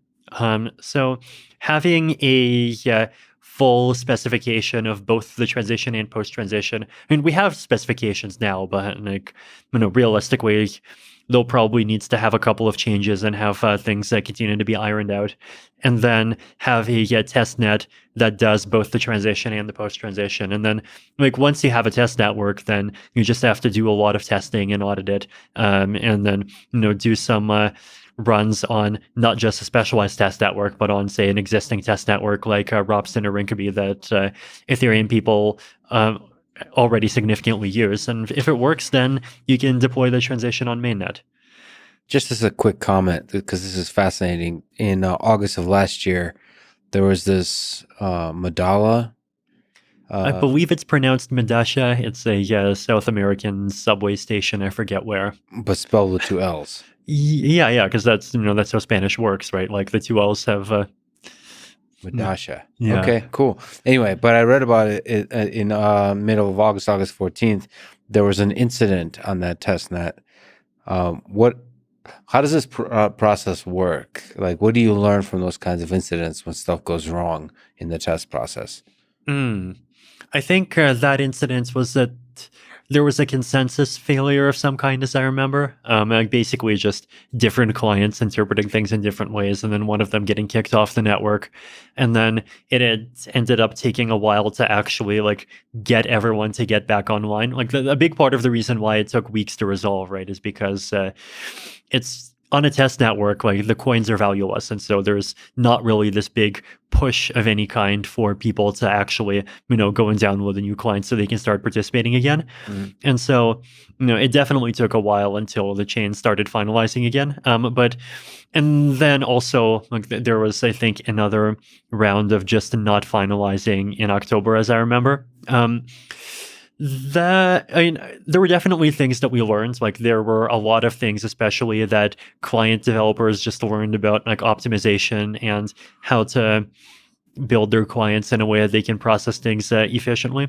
There's a lot that we learned from just like seeing the full life cycle of what happens when more than a third of the validators go offline and then finalization stops, and then that kind of weird, unusual state of the chain continues for a while, and then eventually everyone who is not participating just gets enough of their stake. We don't use the word slashed, we use the word leaked for this, but like basically also burned until the people who are participating go back up to 2/3, and then the chain goes back to finalizing. So just seeing all of those edge cases play out live, I think actually helped a lot, and probably helped to really contribute to making us feel better about mainnet. I mean, there's also an incident just recently in April 24th of 2021 where this was on Beacon, I guess. There was a bug discovered in the software client Prism that prevented roughly 70% of validators on the network from producing blocks. I mean, maybe you can comment on what happened, but broadly, like the big picture, what kind of stuff are you worried about in terms of problems that might arise? Are we talking about small bugs? Are we talking about like emergent unexpected social bugs? What are the things that worry you about the future of Ethereum that you want to make sure you construct mechanisms that prevent those things from happening? So one of the lucky things there was that this particular bug only prevented proposals of blocks. It did not prevent attestations, right? So attestations is just a mechanism for voting on blocks. And it's the attestations that are actually responsible for the chain finalizing. So like coming to this more permanent agreement on blocks, right? So the chain was actually quite stable all the way through. I think the thing that we generally learn from these experiences is just how valuable it is to have this multi-client network, right? So this is one of these areas where I think Ethereum distinguishes itself from like Bitcoin, for example, right? That in Ethereum we don't have one single client that everyone just runs, right? There's multiple implementations of the protocol, and these multiple implementations, they all process and verify the blocks that each other can verify, right? So they all speak the same language. Now, sometimes when there's a bug, they disagree, right? And when two clients disagree because of a bug, we call this a consensus failure. And consensus failures are pretty serious, right? And when you have client monoculture like Bitcoin does, then like it's more rare to have consensus failures. Though you still have them, actually. Bitcoin had a consensus failure between two different versions of the same client back in 2013. But they're less likely to happen. But the interesting thing is that the multi-client architecture has actually, I think, saved Ethereum much more than it's hurt it. So even in this most recent incident, right, like Prism was not producing blocks, but all the other clients were still producing blocks. There's four others, right? Yes, it's Prism, Nimbus, Teku, and the Lighthouse. And then also Ethereum back in 2016 had this fun event that we call the Shanghai DOS attacks. They're called that because the attacks started right on the first day of our annual conference at DevCon that happens to be in Shanghai that year. So what happened basically was that someone came up with a way to create blocks that were very slow for one client to process, but not the other client. So at that time, there were basically two Ethereum clients. They were called Geth and Parity. Right now, I think the top three ones are Geth, Nethermind, and Besu. But what happened as a result of us having two clients is that the attacker was just not able to come up with blocks that both clients were completely failing at processing. And so a lot of the miners and a lot of the network participants, they just kept on switching between the two implementations depending on which one worked. And that actually really helped the chain kind of survived through that month of attacks as the attacker just like kept on hammering at our system and identifying all of the weaknesses and just like forcing our clients to do this, rapid sprint of just like optimizing the hell out of everything and make sure there aren't any of those DOS blocks or and DOS bugs remaining. So that was another example. And then like as a counter example, so like something that also shows the point from the other side. Bitcoin had this bug in 2010, right? The balance overflow bug. Basically, someone created a transaction that had two outputs, and those outputs were both of a few billion Bitcoin, so like about 2 to the power of 63 satoshis. Mm-hmm. And then if you add those numbers together, you go above 2 to the power of 64. And of course, computers like once you go above 2 to the power of 64, you wrap around, and so the Bitcoin nodes thought that there was enough money to pay for the transaction because it was asking for, let's say, like a billion satoshis or something, but actually it was asking for 2 to the power of 64 plus a billion. And so, the attacker just managed to create like billions of Bitcoin out of thin air. And this was not only discovered and fixed after something like 12 hours. But if Bitcoin had been a multiple implementation system, then what would have almost certainly happened is like one of the clients would have bugged out, but the other clients would have probably actually had a check for that, right? And so there would have been a consensus failure, but at least that would have alerted everyone that there is a problem very quickly, and it also would have given everyone just like obvious social permission to go and pick whichever one of the chains is correct and solve the problem. So like that's, I think, a big learning that we've had from multiple of our experiences in the Ethereum ecosystem, just like validating this multi-client model. And like, to be fair, it's a model that we get criticized for a lot, right? Like Bitcoin people talk about, the risk of consensus failures that this creates. VC types are like, well, isn't it expensive and wasteful to fund 3 software teams when you could just be making, one quote focused effort? They love the word focused, and like, Ethereum is not that, but it's amazing despite not being that. Yeah. Basically, yeah. So that was interesting. And then there have definitely been other learnings as well, just from like seeing the chain live and seeing what actually is the staking experience like, what are the actual incentives for all the different participants. So I definitely feel like we're gaining a lot from this sort of 1 year of trial running the chain before we actually make all of Ethereum depend on it. Let me ask perhaps a strange question, but proponents of Bitcoin will say things like Bitcoin fixes everything. So why do we need Ethereum versus like Bitcoin plus Lightning Network for scalability, and then using Bitcoin with its proof of work for security? So in this kind of, it is perhaps sort of a strange question, but it's a high level question. Why do we need another technology? Yes, it has a bunch of nice features, but like, doesn't Bitcoin fix everything already? So the thing that always attracted me about Bitcoin is, these values of, decentralization, creating these open permissionless systems that anyone can participate in and that aren't just going to flop over and die if whoever created them gets bored, and like, that are resistant to like whoever runs them breaking the rules and all of these things, right? And I think that pretty strongly that these principles are like really valid and important to much more things than just money, right? Like Bitcoin is the blockchain for money, and Ethereum is built from the start as a general purpose blockchain, right? It's, there is Ether, the asset on Ethereum, but then you can also make decentralized financial things, what we call DeFi today. You can make like ENS, the decentralized domain name system.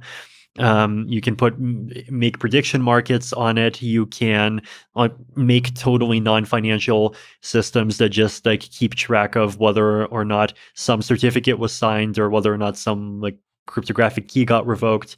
There's this big long list of like just interesting things that you could use about blockchains to do, right? Like basically they are sort of the missing piece that where without them, the kinds of things that a decentralized computer network can do is very limited. And once you have them, a lot of those limitations end up going away. And so Ethereum was like always from the beginning about that, right? It's about like, hey, this isn't just money. There's so much more that you could do if you could just go ahead and make any infrastructure or digital institution or DAO or whatever you want to call it, where the kind of the base layer of the logic is just executed in this open and transparent way where everyone can see what's going on. Or, if you like your zero knowledge proofs, at least everyone can see proofs that prove to you that what's going on follows the rules. And you don't need to like just constantly keep trusting centralized actors. And hence the smart contracts exactly as being a sort of a core technology as part of Ethereum. Yes, exactly. Smart contracts, the computer programs that are running on Ethereum, they are like the core of what makes Ethereum general purpose. Yeah. So I do think that, there's a lot more wrong with the world than just money, right? Like, I'm not one of these people who thinks that, if you get rid of fiat currency and you replace it with cryptocurrency, then suddenly wars are going to go away, right? Because, like, first of all, like seigniorage revenue is only a small portion of government revenue, right? It's like, what, 5-10%, something like that. Second of all, like, if you are the sort of this is one of the things I don't even get about their philosophy. Like, let's say you're the sort of person who is an extreme and very distrusting libertarian, and you think that these governments are terrible, right? Like, we know today that governments fund a combination of things like welfare and things like the military that goes and like bombs people in Afghanistan, right? And so the question you have to ask is like, okay, you with your new, magic newfangled cyber currency that takes over the world, take away the government's ability to have seigniorage revenue, and so you reduce the government's revenue by 10%.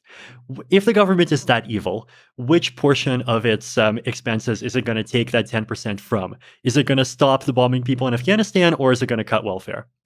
If you think it's the first, you have a very optimistic view of the government, right?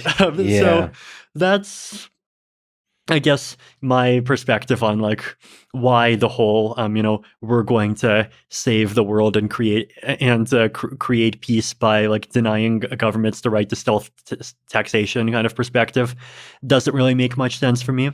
And I do think that there is real value that comes from a decentralized and open currency, like just the fact that there is a financial infrastructure that anyone in the world can go ahead and use, right? Like it's that's something that can easily be a big boon for people, right? There's a lot of places where the currency is much less stable than the dollar, and these people, like, they don't like, well, if they use Bitcoin, their only option is to get Bitcoins, right? Which are also pretty volatile.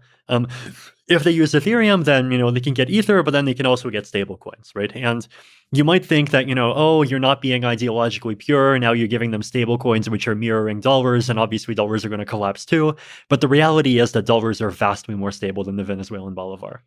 So, like, there are really meaningful and beneficial things that you can give to people by having a global and open financial system. But I think if you want to actually do that, like, you have to have much more than just a currency, right?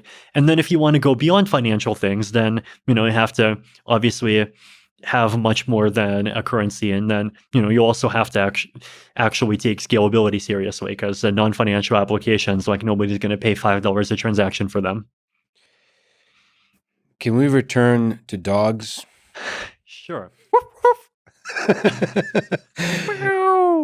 No. The other one's categorically forbidden? Yeah, categorically forbidden. Is there any cryptocurrency based on cats, actually? I think there are. Like, there was Catcoin, there was Nancoin. For some reason, they just didn't catch on as much as the dog coins did. Okay, so let's talk about Dogecoin and Elon Musk. Elon said that, quote, ideally, Doge speeds up block time 10x, increases block size 10x, and drops fee 100x. Then it wins hands down, end quote. You said in a blog post, partially responding to that there are subtle technical reasons why this is not possible. To this, Elon said that you, quote, fear the Doge. So let's talk about this. What are the technical hurdles for Dogecoin that prevent it from becoming one of the primary cryptocurrencies of the world? And do you, in fact, fear the Doge? I definitely feel obligated to correct the record. I definitely do not fear the Doge. Okay. I love the Doge. I actually visited the Doge in Japan a few years back. It's she's an amazing dog. She's still alive. Wait, the original Doge? Yeah. Oh, wow. So, we accept Doge every year for our annual DEF CON conferences. So I definitely, don't think Ethereum is opposed to dog coins. I kind of want to feel like, Ethereum is at least a little bit in spirit itself a dog coin. And then, as I mentioned, I love Doge. I bought a bunch of Doge. I still hold a bunch of Doge. On the scalability question, like the challenge basically is like the limits to scalability and the trade-offs with centralization, right? Like if you just increase the parameters without doing anything else, then it just becomes more and more difficult for people to validate the chain, and it just becomes more likely that the chain becomes centralized and becomes vulnerable to all kinds of capture. Mm-hmm. So does it need like some of the layer 2 technologies that we've been talking about? I personally think that, if Doge wants to somehow bridge to Ethereum and then people can trade Doge thousands of times a second inside of Loopring, then, that would be amazing. If they want to just like take ZK rollup style technology and just have thousands of transactions a second on their own chain, then that's, that would be a great outcome as well. So is there ways for Ethereum and Dogecoin to work together? So, okay, so there's a power behind a person like Elon Musk pushing the development of a cryptocurrency. Mm-hmm. Is there ways to leverage that power and that momentum to improve Ethereum, to improve some of the sort of cryptocurrencies that are already technologically advanced and pushing forward that kind of technology? I definitely think there's room for... that there's that meme of Doge like taking over, like that storm. Yes, I've seen it. Is there a way to ride that that storm, that wave of the Doge that's taking over? I think if we can have a secure Doge to Ethereum bridge, then that would be amazing. And then when Ethereum gets its scalability, any scalability thing that works for Ethereum assets, you would be able to also like trade wrapped Doge with extremely low transaction fees and very high speed as well. Is there precedence for building secure bridges between cryptocurrencies? How difficult is this kind of task? It's definitely something that's in its infancy. There definitely have been some cross-chain interaction things that have been done before. The earliest is probably the concept of merge mining, right? When a chain just makes its entire proof of work algorithm dependent on the proof of work algorithm of another chain. And so I think famous Dogecoin actually merge mines to Litecoin, which is, I think in retrospect, not looking like a very good choice because now Dogecoin is bigger than Litecoin. If there's potentially some way for Dogecoin to merge mine with an Ethereum proof of stake of some kinds, then like that could be an interesting alternative. So that's one type of like chain interaction. As far as like bridges, like one chain reading another chain, early in Ethereum's history, there was this project called BTC Relay. It's a smart contract on Ethereum that just verifies Bitcoin blocks. I think people stopped really caring about and maintaining it because there just weren't enough applications that were actually interested in using it at the time, and the transaction fees got too high to actually maintain it. So I think if we want to make a BTC Relay 2.0 and that becomes cheaper because it uses snarks or something like that, then you probably could. And maybe now's the time when you actually can do that sort of one-way verification. But the one challenge, though, is that if you want to have a bridge that allows you to move assets between chains, then you don't just need one-way verification, you need two-way verification, right? And Ethereum can verify anything because Ethereum smart contracts can just run arbitrary code. But if you want Bitcoin to be able to do things based on what happens in Ethereum lands, then Bitcoin would have to basically, they can do everything with soft forks because that's their religion, but they'll do it that way. And if Doge wants to make a fork where that allows for two-way transferability with Ethereum, then they could. I think that would be a lovely collaboration to make if there's interest. I think there might actually even be some multi-sig funds that has some funding.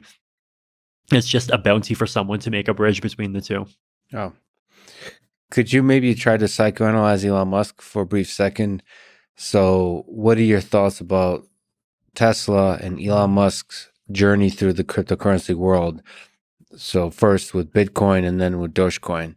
So, holding a large amount of Bitcoin, and I believe, at least considering the acquiring and holding a large amount of Dogecoin.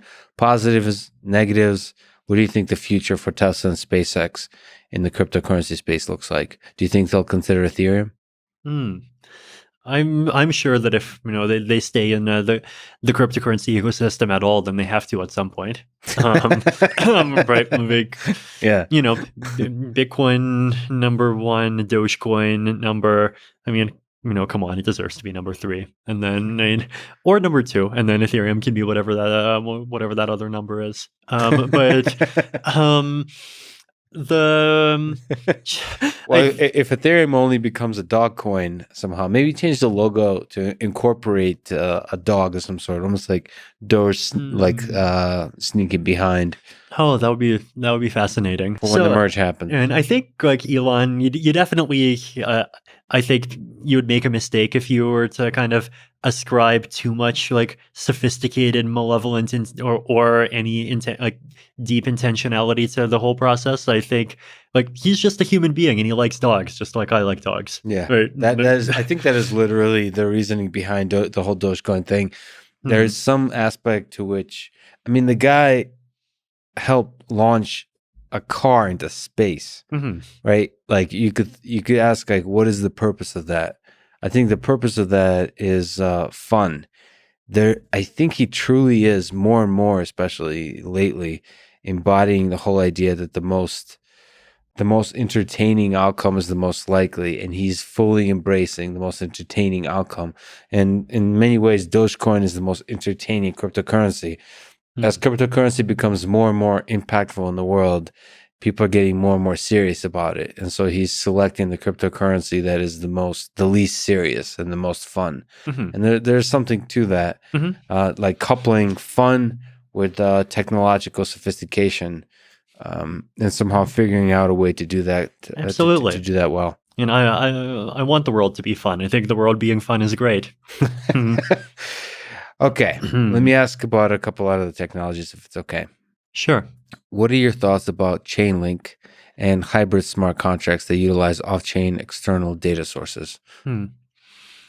And I think it's definitely necessary for smart contracts that do a lot of things to use off-chain data of some kind, right? Like if you want to have a stable coin, you need a price oracle so you know what price you're targeting. If you want to have some fancy, crop insurance gadget, like I think Ether Risk has been doing a lot of good work with that. I think it was either Kenya or Sri Lanka or both. Like they're making a lot of good progress in some of those places. Like you need some kind of oracle to tell you, did it actually rain in this particular area? If you want to have like assets that mirror other financial assets, you need an oracle. If you want to have a prediction market, you need an oracle. And so projects that provide oracles are definitely really important. I mean, there are definitely different kinds of use cases. Like Augur is more about events, and the Augur Oracle is designed, like I think, differently from Chainlink, right? Like Chainlink emphasizes the whole, like we have a fast automated thing that just like gives you data quickly. Whereas Augur is more, we don't give a crap about speed. And look, we don't need to give a crap about speed because if you want to get your money out on a prediction market that where in reality it's resolved, you can probably just sell your coins for 99 cents anyway. So I mean, I think Chainlink is definitely like taking a good and like important part of the Oracle design space, and I'm definitely happy that there's like that project taking the task on. I mean, at the same time, I do think that their frog army on Twitter can get a bit intense at times. But the frog army, is there a way to incorporate sort of Oracle network type of ideas into Ethereum? I personally would prefer the Ethereum base layer. Like, stay away from trying to provide too much functionality because, like, once you have the Ethereum base layer making a claim about, like, say, the US dollar to Ethereum price, like, and at some sense, you're basically saying that like Ethereum as a base platform starts making what could be geopolitical statements, Right. right? Like for example, imagine if there was some, civil war and the U.S. split up, and you had two currencies that both claims to be the U.S. dollar. Well, Ethereum would have to pick one for the sake of everyone who's already using that oracle. So, does that mean that the blockchain would be like taking a position in this big mega political debate? So I think, like for just those kinds of reasons, I would personally prefer Ethereum itself to be more of this sort of pure platform that just analyzes transactions just mathematically using deterministic consensus rules, and then if you need the oracles, that can be layer twos.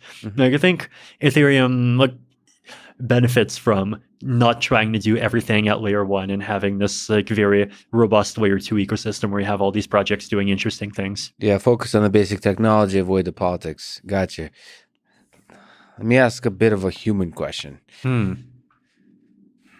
Charles Hoskinson, someone you've worked with in the early days of Ethereum, there appears, to my outsider view, to have been a bit of a falling out. Is there a positive, inspiring human story to be told about why you two parted ways? I kind of want to let the various books about Ethereum speak for themselves. But I feel like, since that time, I think, Charles has clearly progressed and matured in a lot of ways. And people who follow Charles closely have definitely told me that, 2021 Charles is very different from 2014 Charles. And I'm sure 2021 Vitalik is much different from 2014 Vitalik as well. I'm kind of interested how the 2030 and 2040 Vitalik and Charles look like as well. Oh, interesting. like the progression of the humans. Is this going to be one of those things where like everyone comes full circle and then 2030 Vitalik and Charles are best friends? Yeah, not necessarily best friends, but some kind of are able to reminisce in ways that is that puts some of the tension of the past behind. I think such things are possible. I think people definitely absolutely have a right to, and I think should strive to just constantly change and reinvent themselves. Is there something you could say about your thoughts about the Cardano project that Charles Hoskinson leads? They've worked on some interesting ideas that mirror some of the ideas in Ethereum, proof of stake, working on smart contracts and all those kinds of things. Is there something, again, positive, inspiring that you could say? Are they a competitor? Is it complementary technology? It's there's definitely interesting ideas in there. I do think Cardano takes a bit of a different approach than Ethereum in that they really emphasize having these big academic proofs for everything, whereas Ethereum tends to be more okay with heuristic arguments, in part because it's just trying to do more faster. But there's definitely very interesting things that come out of IOHK research. So can you comment on that kind of idea? I, as sort of having a foot in research, enjoy Charles's kind of emphasis on papers and like deep academic rigor. What's the role of deep research rigor in the world of cryptocurrency? Interesting. I'm actually the sort of person who thinks deep rigor is overrated. The reason why I think deep rigor is overrated is because I think like the in terms of like why protocols fail, I think the number of failures that are outside the model is even more important, is like bigger and more important than the failures that are inside the model. Right. So like if you take selfish mining, for example, like that original discovery from 2013 that showed how Bitcoin does, like, even if it has a 50% fault tolerance, assuming everyone's honest, it only has a 0 to 33% fault tolerance depending on your network model if you assume rational actors. And like to me that was that was a great example of like an outside the model failure, right? Because traditional consensus research just up until or before the blockchain days did not think about like incentivization much, right? Like there was a little bit of thought about incentivization. There's like a couple of papers on the Byzantine altruist rational model, but it wasn't that deep. It was mostly operating under the assumption that we're going to make consensus between 15 participants in these are institutions, and if something goes wrong, then if it was we can figure out whether or not it was deliberate offline, and if they did something evil, we can sue them. Whereas in the crypto world, you can't do that, right? And so like that whole discovery basically arose just because the model of traditional consensus research just like didn't cover those possibilities, and then once you go out of that model, those other issues do exist, right? But then at the same time, like there definitely are protocols that turn out to be that do have failures inside the model. Like this reminds me of the time when I think I found a bug in a proposed consensus implementation from either BitShares or EOS. This happened around the end of 2017. So that was definitely inside the model because like they had a very clear idea of what they were trying to achieve. They had a very clear description, and like there's a very clear mathematical argument for why the description doesn't lead to what they're trying to achieve. But like ultimately, what you're trying to achieve can never be fully described in formal language, right? Like I think this is the big discovery of the AI safety people, for example, right? Like just having a specification of what you want is an insanely hard problem. And like the more powerful the optimizer that you're giving the instructions to, the more you have to be careful. And so, I think there are kind of these two sides. And then the other thing is that a lot of the academic approach ends up like basically optimizing for other people inside of the academic system. Right. And it doesn't really optimize for like curious outsiders. Whereas like I personally, Matt, like totally optimize for curious outsiders, or at least I feel like I strive to. So I guess like that's my case for why I like tends to behave in ways that occasionally traditional academic types criticize as being reckless. But on the other hand, there's definitely real benefits that come from like just taking a rigorous approach, especially when what the thing what the specification is of what you're trying to get, and like you're trying to kind of improve your way or provide protocols that actually provide that, and like exactly what you're looking for. I feel like realistically, you probably want to do both kinds of analysis. And like sometimes even want to do both kinds of analysis in stages, right? Like you want to do more quick and dirty things, and you even want public feedback on the quick and dirty stuff. And then later on you formalize it more, and then you get more feedback. Like in general, I guess I feel like the norms of research in the future, like the internet has just changed so much. There's no way that it's not going, and it's even changed like collaboration structures and like the patterns in which we work with each other. There's no way that the correct structure for collaborative research is the same as what it was 15 years ago. But like, what combination of these existing components and of new ideas it is, like that's something that's totally legitimate to kind of fight it out. And I think it's great that there's different ecosystems that have different attitudes to things. Like I think there's a big possibility that things that the Ethereum ways that the Ethereum ecosystem approaches some problems is totally wrong. And if there's other ecosystems with different principles and they do well, that's something that we can learn from. In the spirit of the depth first search, can you comment on AI safety? And some people are really worried about the existential risks of artificial intelligence. Is there something you could say that's hopeful about how we avoid, in the same kind of line of reasoning about creating formal models versus kind of looking outside the model into what the real world actually is like? Is there some lessons from that we can take and map onto the AI safety world, where the potentials of the technology, whether it's in autonomous weapon systems or just the paperclip problem, that we can avoid AI destroying the world? So my impression is actually that this is more of a kind of faraway impression, and it could be wrong, that it might even be that one of the challenges is that AI is not formal enough. Like, because AI is very like practitioner oriented, right? Like, it's all about like, hey, I found a couple of hacks and look, I ran them and look, they seem to improve classification accuracy from 0.684 to 0.773. Yep. So a lot of the time, like, there just isn't actual science behind like why this hack works and why this other hack doesn't work. You just sort of like trial and error your way into it. And like, I could see how that approach works, but at the same time, like, that approach is not good for legibility, for example. Like, it's not good for like understanding what the heck is actually going on, like how these kinds of systems conceivably might fail.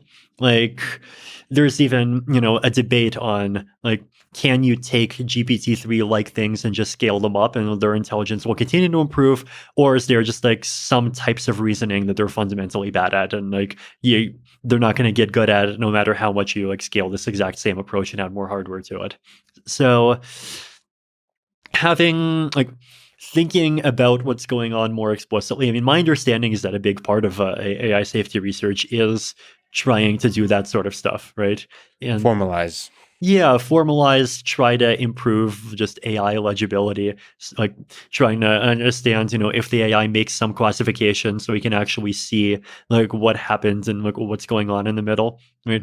Whereas with crypto or with traditional cryptography, it's like very much not, well, okay, I mean, I should quite say that. It's traditional cryptography is this interesting mix of being very formal and being very informal, because it's very formal with, given these security assumptions, prove that the protocol works under these security assumptions. Yeah. The places where it's very informal is like, well, how do we even know that there isn't an efficient algorithm for factoring numbers? Yeah, we kind of tried it for 40 years, and then, so far no one's found anything better than the general number field sieve, and like, okay, fine, we'll just assume it's fine. How do we know you can't find the discrete log between two elliptic curve points? Like, no. Did it a couple of decades. No one's found anything faster than like baby step, giant step stuff. So that's, and like there's definitely ways in which that approach really makes sense, right? Because at least you can concentrate your analysis on a small number of building blocks. And like, you do have some intuitive reasoning about those building blocks, but like at least there's a small number of building blocks and lots of people are looking at them. And then everything else just sort of gets formally built on top, and you actually can like mathematically reduce the security of big things to building blocks, right? Like, you can have mathematical proofs that say, if you make a zk snark of a yes statement when in reality that statement is false, then you can use that to like extract information out of elliptic curves that it completely breaks the problem or something like that. So ZK snark is an example where formalism is beneficial. Absolutely, yeah. And so maybe you can have the same kind of stuff in the AI safety within AI systems, that you can get a hold of some kind of aspect of the systems that you can control, right? Provably. Yeah. And then in blockchains and cryptocurrency, I think the one area where consensus like mechanisms is still more an art than a science is that these aren't just like technological systems; they're crypto-economic systems, right? And they make assumptions about people, and which assumptions you can make about people is not something that you can prove with math. Right. Even just the basic 51%. Exactly. People are honest. Yeah. Can you trust the 51%? If you can't trust the 51%, can you trust the other 49% to be able to coordinate on like making their own fork? What will happen to coin prices? Like, how do people as like human beings react to these events? Like, there's all of these assumptions. Yeah. But no, at the same time, look, if you can write down the assumptions, then you can like do formal things with them. I almost forgot to ask you about one of the most exciting aspects of Ethereum. I mean, it's non-technical. I think it's a societal, it's social, which is NFTs. So, what do you think? What do you think about the explosion of NFTs in the recent months, especially in the art world and beyond? And what does the future look like? So this is maybe the social impact on the world, on the individual creators of all kinds. Like, is that something you've actually expected to see, NFTs having this kind of impact? And beyond, what do you think will happen in the digital space with NFTs, in virtual reality, in gaming, all those kinds of things? I was definitely surprised by like NFTs in particular. Like I even actually I think might be on record somewhere on some tech conference panel. Like they were asking, it was one of those overrated or underrated sections, and it asked about NFTs, and I thought, hey, and I said like, hey, I think NFTs are overrated. Yeah. And in retrospect, that turned out to be quite wrong. I think, like, I guess I just personally can't really relate to this concept of like spending a lot of money on a thing, and like there's nothing, there's no clear kind of understanding of why that thing would maintain its value. Right. Uniqueness of a thing having value. Right, exactly. Yeah. Like that's like I definitely am like cannot really understand, the psychology behind like buying, paying $200,000 for original art painting. I'd be like, if I had a mansion, just like give me photocopies of everything. You can hang 3 photocopies of the Mona Lisa. Actually, why would I even have the Mona Lisa? I think I'd probably just like have some Nyan cats or something. That's one thing where mathematics or theoretical computer science cannot formalize why the heck NFTs are valuable at all. Exactly. But the thing that makes me very happy about the space now that it has happened is that, this gets back to the conversation that we had at the beginning, right? Like I'm interested in this concept of decentralized public goods funding, right? Like I want things that are good and valuable to, as much as possible, also be things that can, economically sustain the people who produce them, right? Yes. Because if you don't have that, then either the public goods just don't get produced at all, or people make like centralized versions that have some of the properties and try to be substitutes, but actually just like concentrate control in a very small group, right? And both of those things are not very nice. So the nice thing about NFTs would be, well, if you're an artist and you can just mint NFTs and this is a source of revenue, then like, great, that's another stream of revenue for, creative work that often does still get underfunded. And that's amazing. Okay, let me ask you a weird question. We talk about Craig Wright a little bit, but a lot of people write to me. One of 2 emails. One email is calling any coin outside of Bitcoin a scam, and then the other email is saying my favorite coin is the best coin. It's going to save the world, whatever that coin is. And so I sit back and I look. I have no idea. I try to figure out like the humans that I trust in this space, just basic human qualities. But do you think some coins are scams? Do you think some coins, maybe another way to ask it, are scammier than other coins? How are people that are looking outside of the space where there's all of these cryptocurrencies supposed to figure out what is a scam and not, or how to use the right kind of language when talking about them?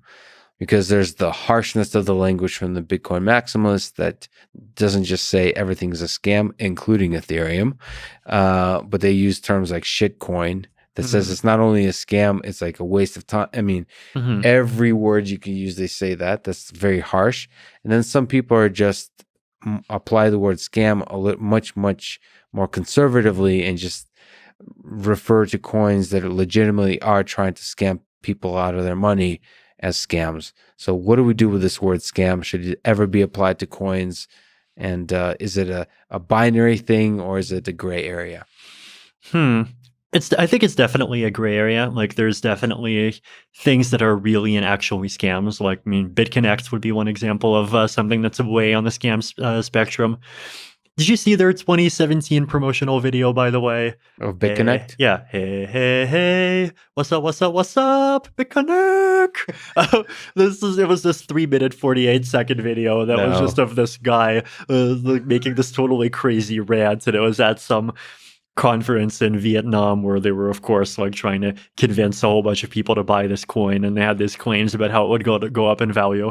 Yeah. That was definitely like the peak of these pure completely scammy coins, and that was definitely really terrible. And I feel like we have less, despite cryptocurrency as a whole being bigger, we actually have quite a bit less of that now. But then, of course, there's this spectrum of things that are not completely scams, and then things that are not scams and that are technically totally fine projects, but where their community is just incredibly sketchy, and then all the way to things that are where the community is nice, but maybe the project is just fundamentally incapable of achieving what it's trying to do, and the community doesn't realize, and then really good projects, right? So, like, if you want to go a step, like, if that's 100% scam, then what would I call, like, say 80% scam? Well, like Bitcoin SV is one example. This is Craig Wright's fork of Bitcoin. Like, theoretically, it's a blockchain, right? It's a fork of Bitcoin. It has 512 megabyte blocks. If you really wanted to, you could use the blockchain. It satisfies the properties that you can send transactions onto it. You can probably use it as a backup to store your files if you really wanted to, just because it has so much space. It might fail, but like but at the same time, like, as we basically said, like, Craig Wright is a scammer, and like half the community is just totally batshit insane. So the humans of a particular cryptocurrency is what makes for a scam, and not like the humans at the top that have a voice, right, guiding the community. Yeah, like, I think, in the case of BSV, like, the humans, they make just completely wrong and just obviously wrong claims about like what BSV is capable of accomplishing, and like what it conceivably could accomplish. And like, there's just a lot of aspects of it that make it feel like a money grab. So that's one example. And then, you gotta go a bit further, and then, you have like the Trons of the world. And like, that's a platform, you can use it, you can do stuff on it. But at the same time, like, they did plagiarize the IPFS white paper, and then, they so there's scammy qualities. Yeah. See, the thing that throws me off a lot, makes it very difficult for me, is that most coins, but the ones that make me feel like are scammy, have a large community of people that are super positive about it, like, Yes. and they'll write to me. Now that said, sort of on the flip side of that, Bitcoin people are also very positive. There's some sense, and the reason I was having like squinty eyes looking at Bitcoin for quite a while is like, why is everyone so positive? I was getting total cult vibes. Like the ideas are not grounded in truth, but are grounded in an obsession of like when you can artificially conjure up a truth, which is why I was a little bit like worried about Bitcoin. I think I've learned a lot since then, to where like I learned to separate the community from the ideas, and I think Bitcoin is a revolutionary idea on many fronts, but still a community that's like dogmatically excited about something, whatever that is, makes me skeptical. Maybe it's just like my upbringing, but when everybody's really excited about something, it makes me skeptical. And but it also makes me difficult to decide what is a scam or not, because some of the most exciting ideas in this world have a community of people who are excited about it, right? Because it's I don't know. I think space exploration is super exciting, and there's people, I know a lot of them, that are exceptionally excited about space exploration. Does that mean it's a scam? No. So I don't know what to do with that, and so mostly I just try to stay away, I suppose. But it's unfortunate, because I'm sure there's a lot of exciting technologies in that space. I mean, like in the case of Bitcoin, like I would definitely not call Bitcoin a scam. Right. That's again. Right. I would also not call Litecoin a scam. There's people who call Litecoin a scam because they just like say, oh, look, it has no fundamental use case, and the concept of being silver to Bitcoin's gold is just like stupid, and like milli Bitcoin is the silver to Bitcoin's gold. But at the same time, like, if you have these people who just they do seem to earnestly believe this, and like they are trying to just like make Litecoin be Litecoin as best as they can, then like that's, to me, that's enough for it to not be a scam. And then, so yeah, I think the biggest gray area is definitely between like projects that are earnest, but they have just all sorts of these like different combinations of flawed qualities to them. Yeah. Yeah. I mean, the ones that legitimately is a scam is when the key people that are at the head of the project are intentionally lying. Hmm. And I think Yeah. as long as the intent is to try to do good in the world, Hmm. even if your actual implementation of that is flawed, I think that's not a scam. It could be Right. flawed ideas, it could be wrong ideas, but it's not a scam. Hmm. I'm learning to navigate this space. Yeah, it's definitely a very challenging space to navigate. I mean, it's in some ways a reflection of the world at large. Mm. Yeah. And as we've said, maybe offline, that the fact that money is involved makes it a little bit more complicated. Mhm. That lives can be ruined Mhm. by the choice of technologies that are taken on. So it makes it more real, more painful, more Yeah. like elevated the Like impact of this. like imagine like Mac versus PC wars if everyone who bought a MacBook like had 10 Apple shares inside of it and everyone who had a PC had 10 Microsoft shares inside of it. And then you had, the elites who bought their Macs back in 1983 and then they spent $500 dead and now they have $40 million and they just think that they're these gurus who understands the future of finance and geopolitics, and they make theories about why Apple is the one that's going to bring freedom to the world, and Windows is like That is so secretly true. aligned with the axis of evil. Oh, that's brilliant. So yeah, this is so brilliant. So I think the right way to think about this is we map some of the cryptocurrency battles into the space of like Emacs versus Vim or Apple versus PC. If there was some stock that came along with each implementation of the each PC, each Mac, that's fascinating. This is 100% correct. 100% correct. Because then that really energizes the armies of people debating over this in a way that something without money does not. Mm-hmm. Okay, let me ask you about something really fascinating that you are also excited about, which is longevity, anti-aging. You have donated money to the Sense Foundation, so you have an interest in this whole space of lifespan research. What's your vision here? Well, what do you hope to see in anti-aging and longevity research? I think I hope to see the concept of seeing your parents and grandparents die just slowly disappear from the public consciousness as an experience that happens over the course of half a century, the same way that getting lost in a city slowly disappeared over the public consciousness over the last 50 now that we have smartphones. The thing you have from Nick Bostrom, the essay pinned in your Twitter, argues that essentially that death is almost unethical. Like the fact that we don't do something about this thing that this in the essay is a dragon that keeps like murdering everybody around us, including our parents and grandparents, is like the fact that we don't try to do something aggressively about that dragon is doesn't make any sense. So you think this is a battle worth fighting, a battle for immortality or at least longevity? I'd say absolutely, and I'd say it's a battle where we're really have started over the last 5 years in particular to see the first cracks of humanity starting to make things that look like they'll turn into victories. Do you think humans can eventually live forever? And maybe as a side comment to that, what technology do you think will enable that? Is it genetic modification? Is it cloning? Is it uploading your mind?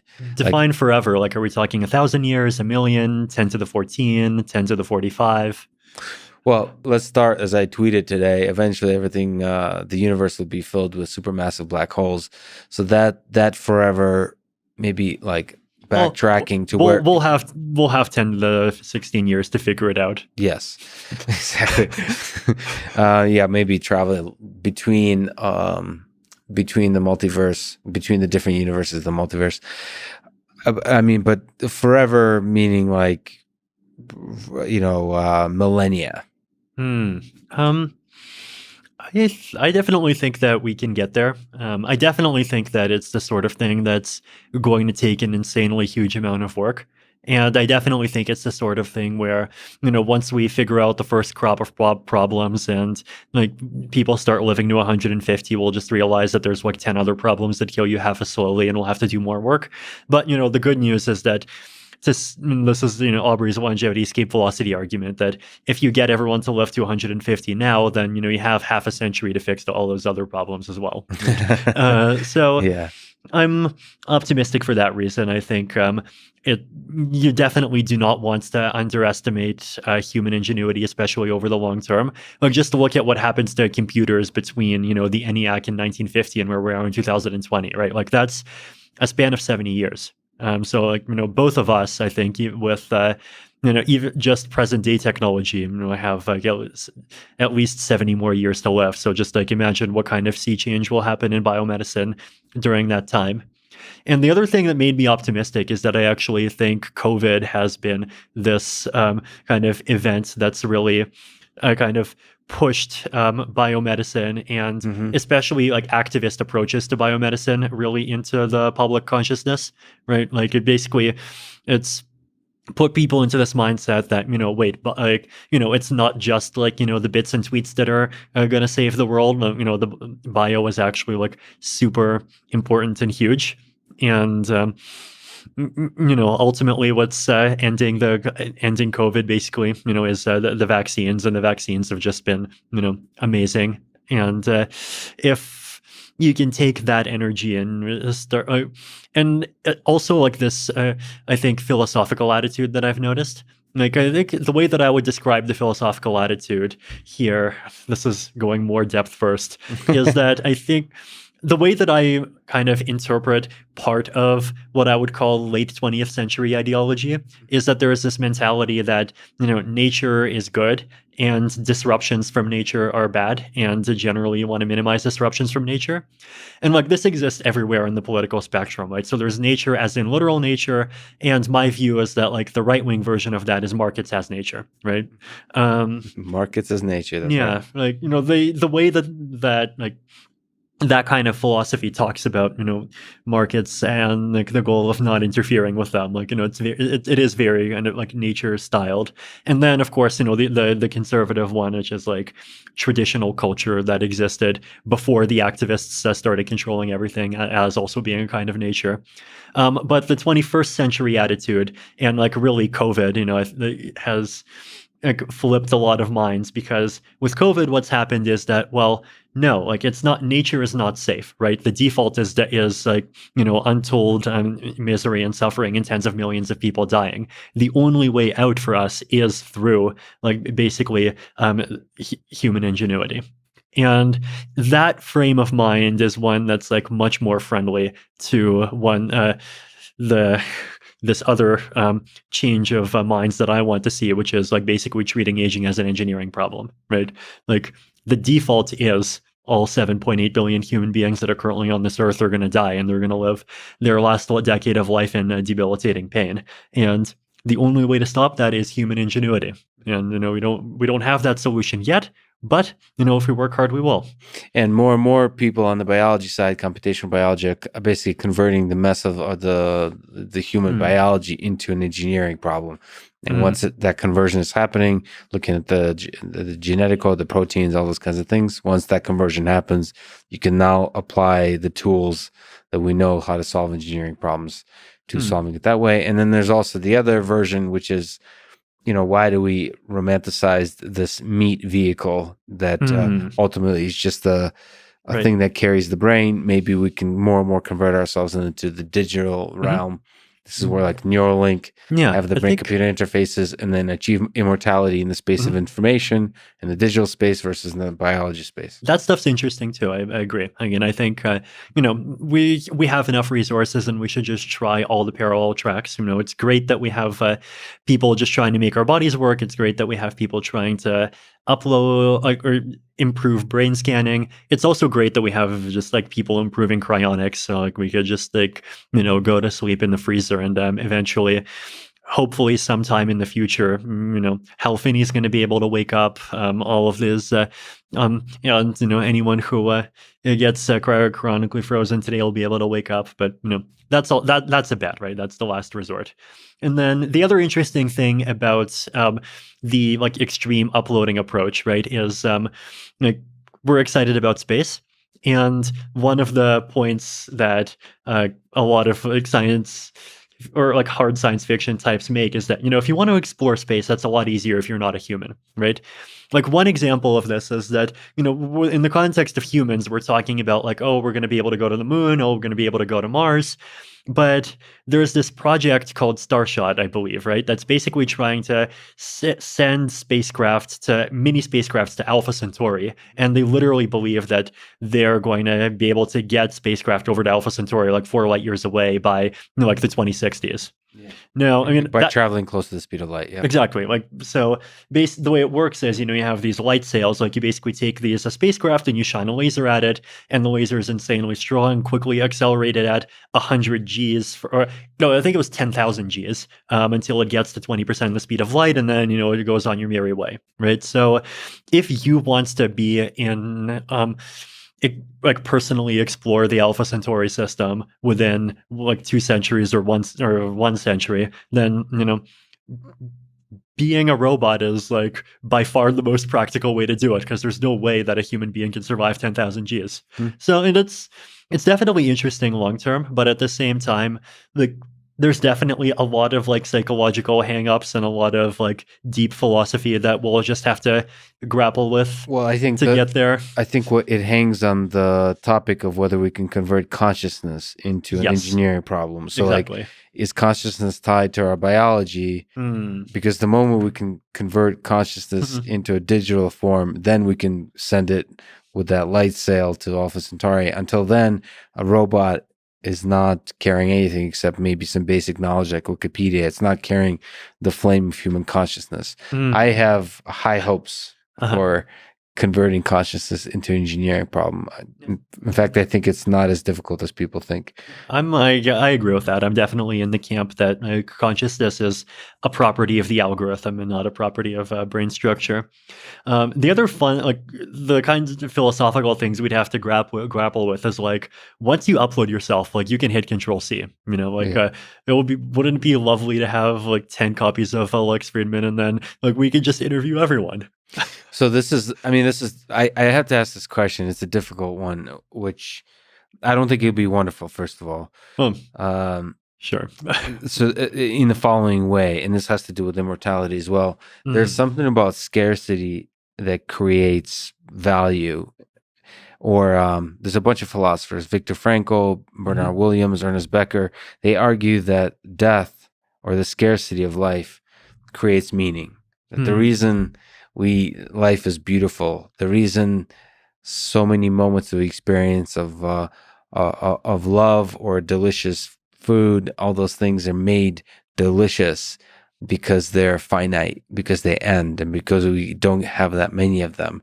And there's a kind of worry that if we extend the human lifespan, if we achieve immortality, or if we, God forbid, clone me multiple times, then you lose the richness of what it means to have this life, to have this experience. Is that worry you at all? Do you think there's some aspect to which death does in fact give meaning to life?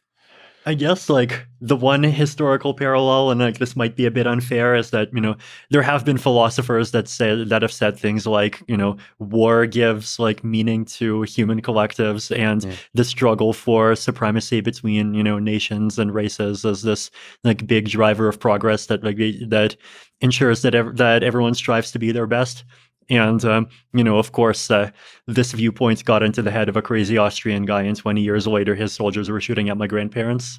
So, these days we don't really have that, but yet life still feels meaningful. We've still found other ways to, there's still a striving for technological progress. There's still, us striving for self-improvement in general. And it turns out that you don't actually need to have existential conflicts in order to have that. Now, maybe you need conflict, but we have other kinds of conflict, right? Like we have competition between businesses, competition between political ideologies, competition between projects, and so these are like whatever the psychological needs are, like there just are substitutes for it. So I guess so if we I'm trying to say, I feel like once we start living to the age of 200, then like I'm just intuitively expecting that we'll see substitutes emerge in the same way. Yeah, we'll create conflicts of other sorts that lead to less human suffering than wars do. Like we'll just start playing Diablo 4, 5, 6, and because you die in video games, so maybe we'll get some of the inkling of scarcity through the activities we partake in, as opposed to our own body dying. I mean, I feel shitty when I I remember in Diablo 3, you can play in hardcore mode, where if you die in the game, your character's dead. So maybe we'll get the richness of like what that we currently get from life by having like little artificial versions of ourselves that die. Interesting enough, as I've just like personally spent more time in this world, I've started realizing that there is a concept of like real finiteness that still like exists, and it might even still be a thing that provides meaning that doesn't require anyone to actually die. Like, for example, like how many people from middle school or even high school or yours, like, do you still talk to regularly? I happen to be close friends with like 4 or 5 of them. Okay, well, like in my case, the answer is 0 for middle school and 2 for high school. But you're right. It like, dropped. Exactly, it drops a lot, 0. right? And so, like, there's a lot of these just like relationships that end up being very finite. A person changes I feel like a person changes enough of their worldview after 25 years. Wasn't there even a study about this? Something like a person and themselves 25 years later are about as different as like 2 different people or something like this.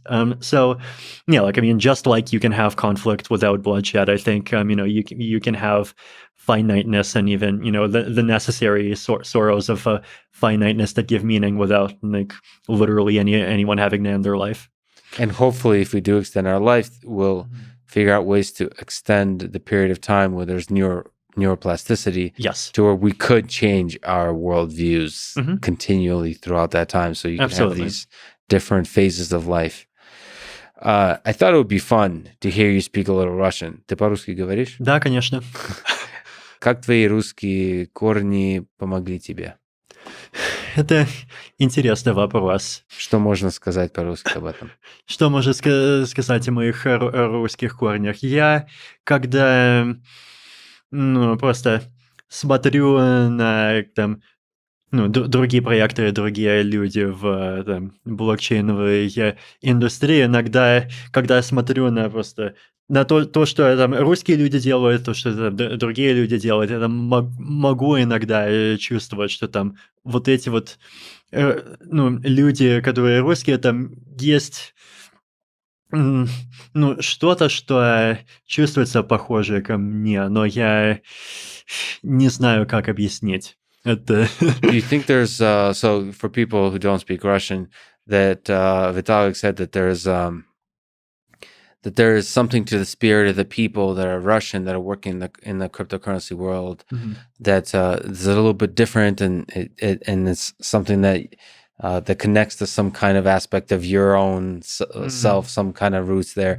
It's kind of interesting. Do you think that there's does it make you sad that there's these 2 different worlds that are sort of in part disconnected by language? And I'm sure the same could be the case with China and other parts of the world, where the language slows the transmission of the beauty of the culture in a certain kind of way, where you can't truly collaborate. Like you can all speak English, so you're collaborating on maybe a technical level, but you're not collaborating on the level of like some deep human connection. Do you see that being able to speak both languages?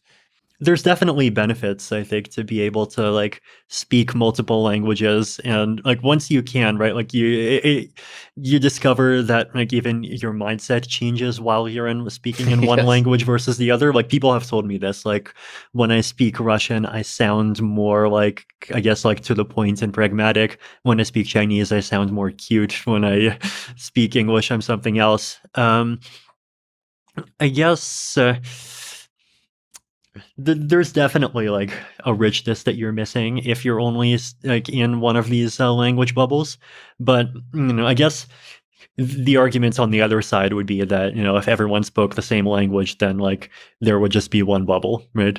This is the challenge, I think. Like there are actually benefits to having cultural diversity, and you definitely don't want the entire world to be too conformist. Yeah. And well, one of the interesting things about crypto is that it's just a culture that actually like manages to like somehow have its uniqueness and even preserve its independence from all of these surrounding countries, despite being embedded in all of them.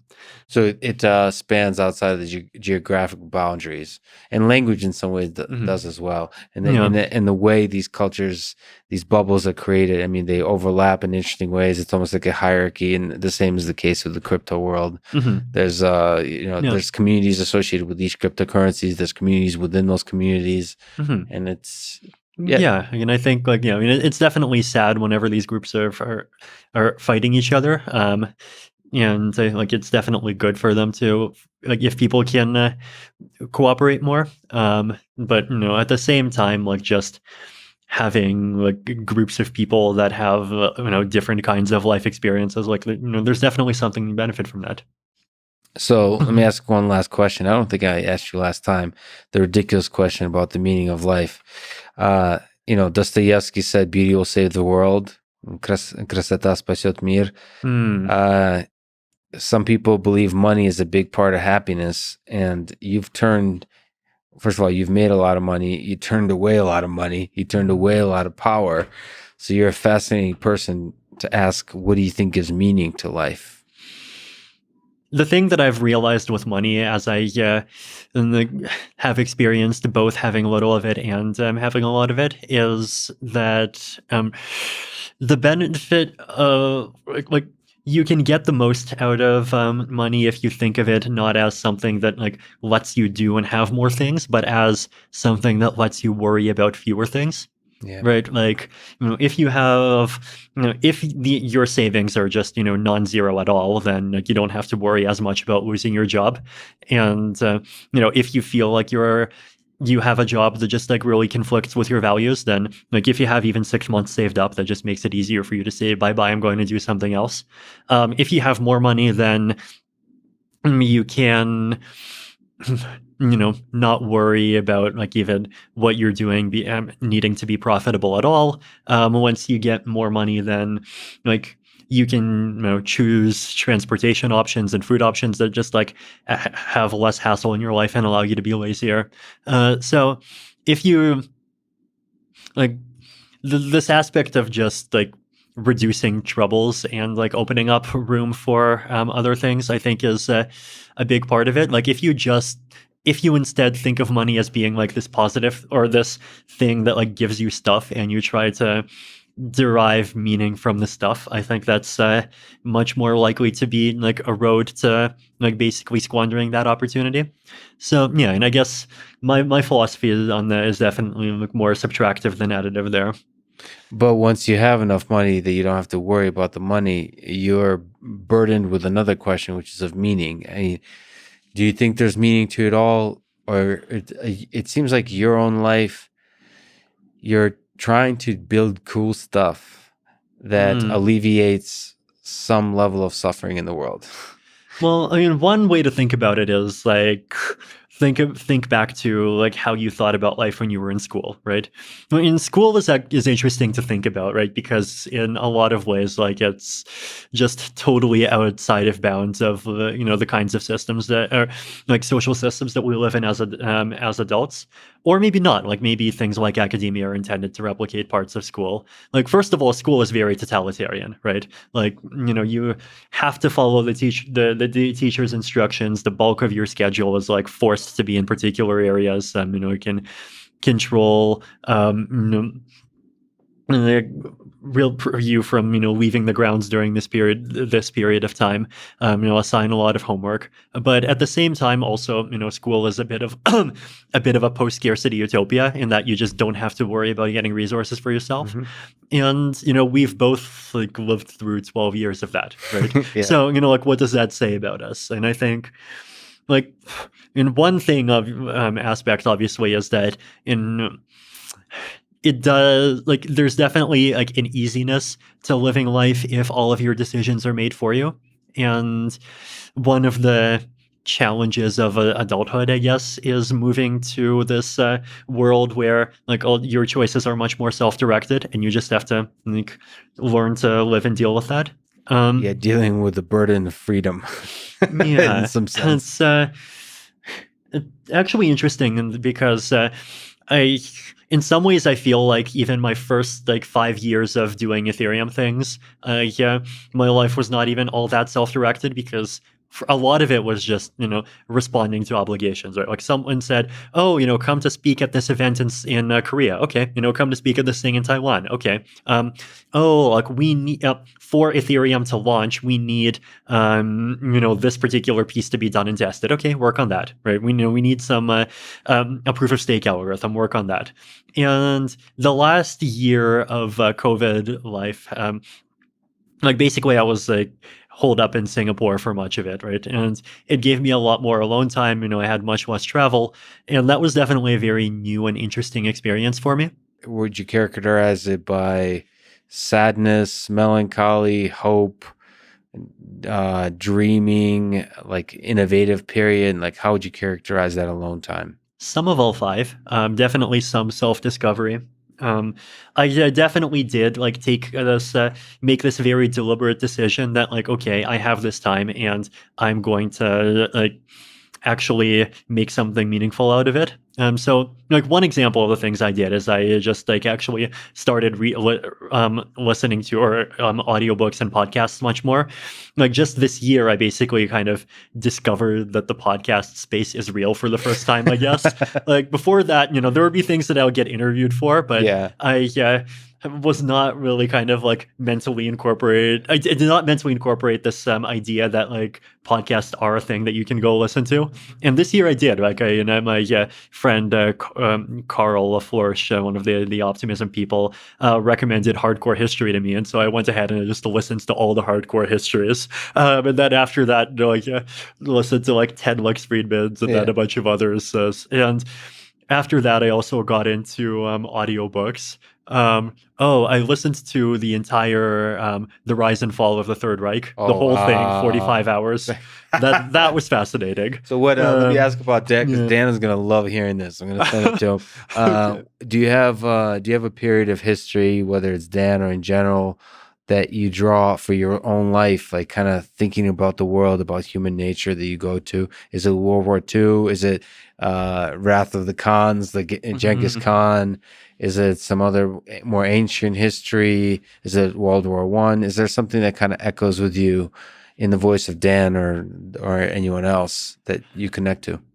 I feel like the 1930s and 40s are fascinating because they force you to really grapple with the question of where does evil come from, right? The sort of mental puzzle that I've always had in my head is on the one hand, things like the Holocaust happened, but on the other hand, if you just go and have a coffee with people, then 100 times out of 100, everyone just seems so nice. Yeah.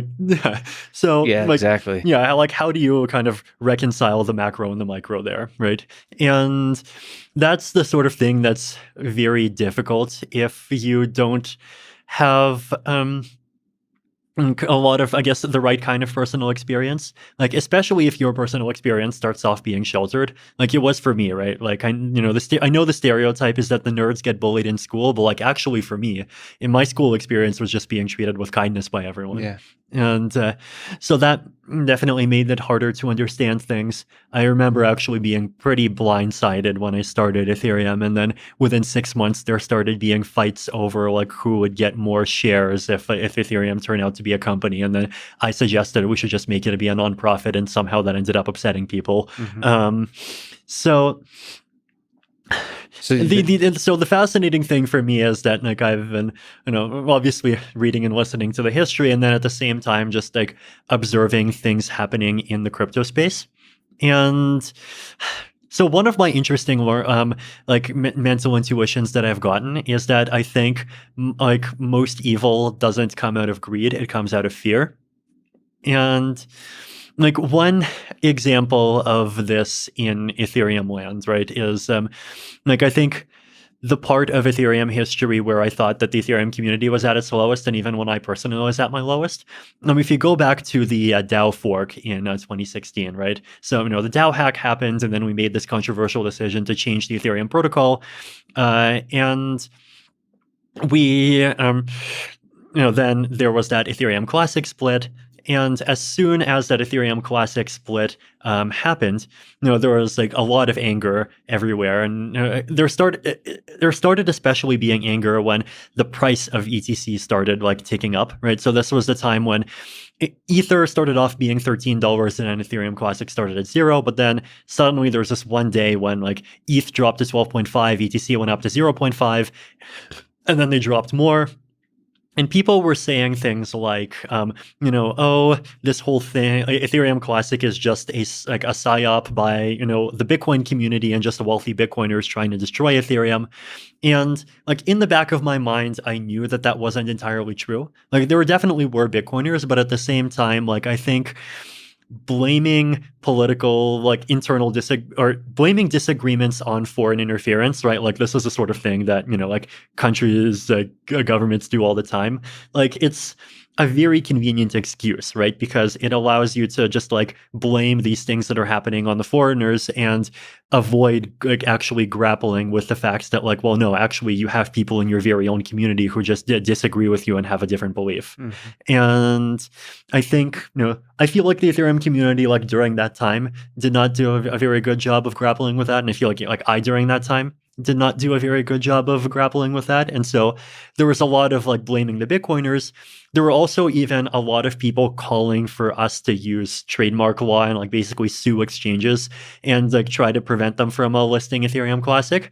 And like to me, that was very unethical, right? Like this like basically using the government as a weapon to try to attack the other cryptocurrency and like destroy it as like goes completely against the ideals of freedom and like things that at least in theory we're supposed to stand for. But like in that particular time, like basically what was happening was that the ETC price was rising, and at the same time the ETH price was dropping in lockstep, and there were a lot of Bitcoin people basically saying this is the end of Ethereum. And I think a lot of people really were afraid that Ethereum would be just like completely destroyed as a result of this. And so like that's where the anger came from. Exactly. Exactly. It came from the fear, and like that's what I like allowed people to rationalize like an abandonment of principles that I think they would not have accepted in other circumstances. And like I definitely like to some extent played along with this myself, right? And I do definitely regret that to some extent. Well, and I definitely regret like the excesses completely. But so that, and then obviously Bitcoin block size war, similar sort of stuff happened. So like that insight was interesting because like it does mentally make a lot of sense, right? Like when you're actually afraid that unless you act in some way that your entire world is going to collapse, like it's much easier to just rationalize forgetting your principles and doing whatever you have to just save the specific thing that you care about. It feels like the right thing to do, the brave thing to do is in the face of fear to still have compassion, to still have love, as opposed to hate. So the darkest moments, the toughest moments of human history are those where fear is everywhere. And despite that, like the way to get out of that is through love, not giving into the fear. And Absolutely. again, that's the lesson that you draw from all those moments of history. Mm-hmm. Yeah. Well, I like you have, in terms of those coffee and the kindness that people have, it does seem that everybody has the capacity for evil and everybody has the capacity for love. And you just have to create mechanisms and incentives Mm-hmm. that prioritize the latter over the former. Mm-hmm. Vitalik, you're one of the most interesting people I've gotten a chance to talk to. Thank you so much for talking to me. I hope we get a chance to talk again. I hope I can at least be some small part. This would be awesome on a podcast with you and Dan Carlin. That would be an awesome conversation. Thank you so much for doing so much incredible technical innovation that inspires the computer scientists, the economists, inspires the world and what technology can do. And now with longevity, I do hope we live a very long time and play Diablo to make that long time fun. Thank you so much for talking today. Thank you too, Lex. This was great. Thanks for listening to this conversation with Vitalik Buterin, and thank you to Athletic Greens, Magic Spoon, Indeed, Four Sigmatic, and BetterHelp. Check them out in the description to support this podcast. And now, let me leave you with some words from Nelson Mandela. When a man is denied the right to live the life he believes in, he has no choice but to become an outlaw. Thank you for listening and hope to see you next time.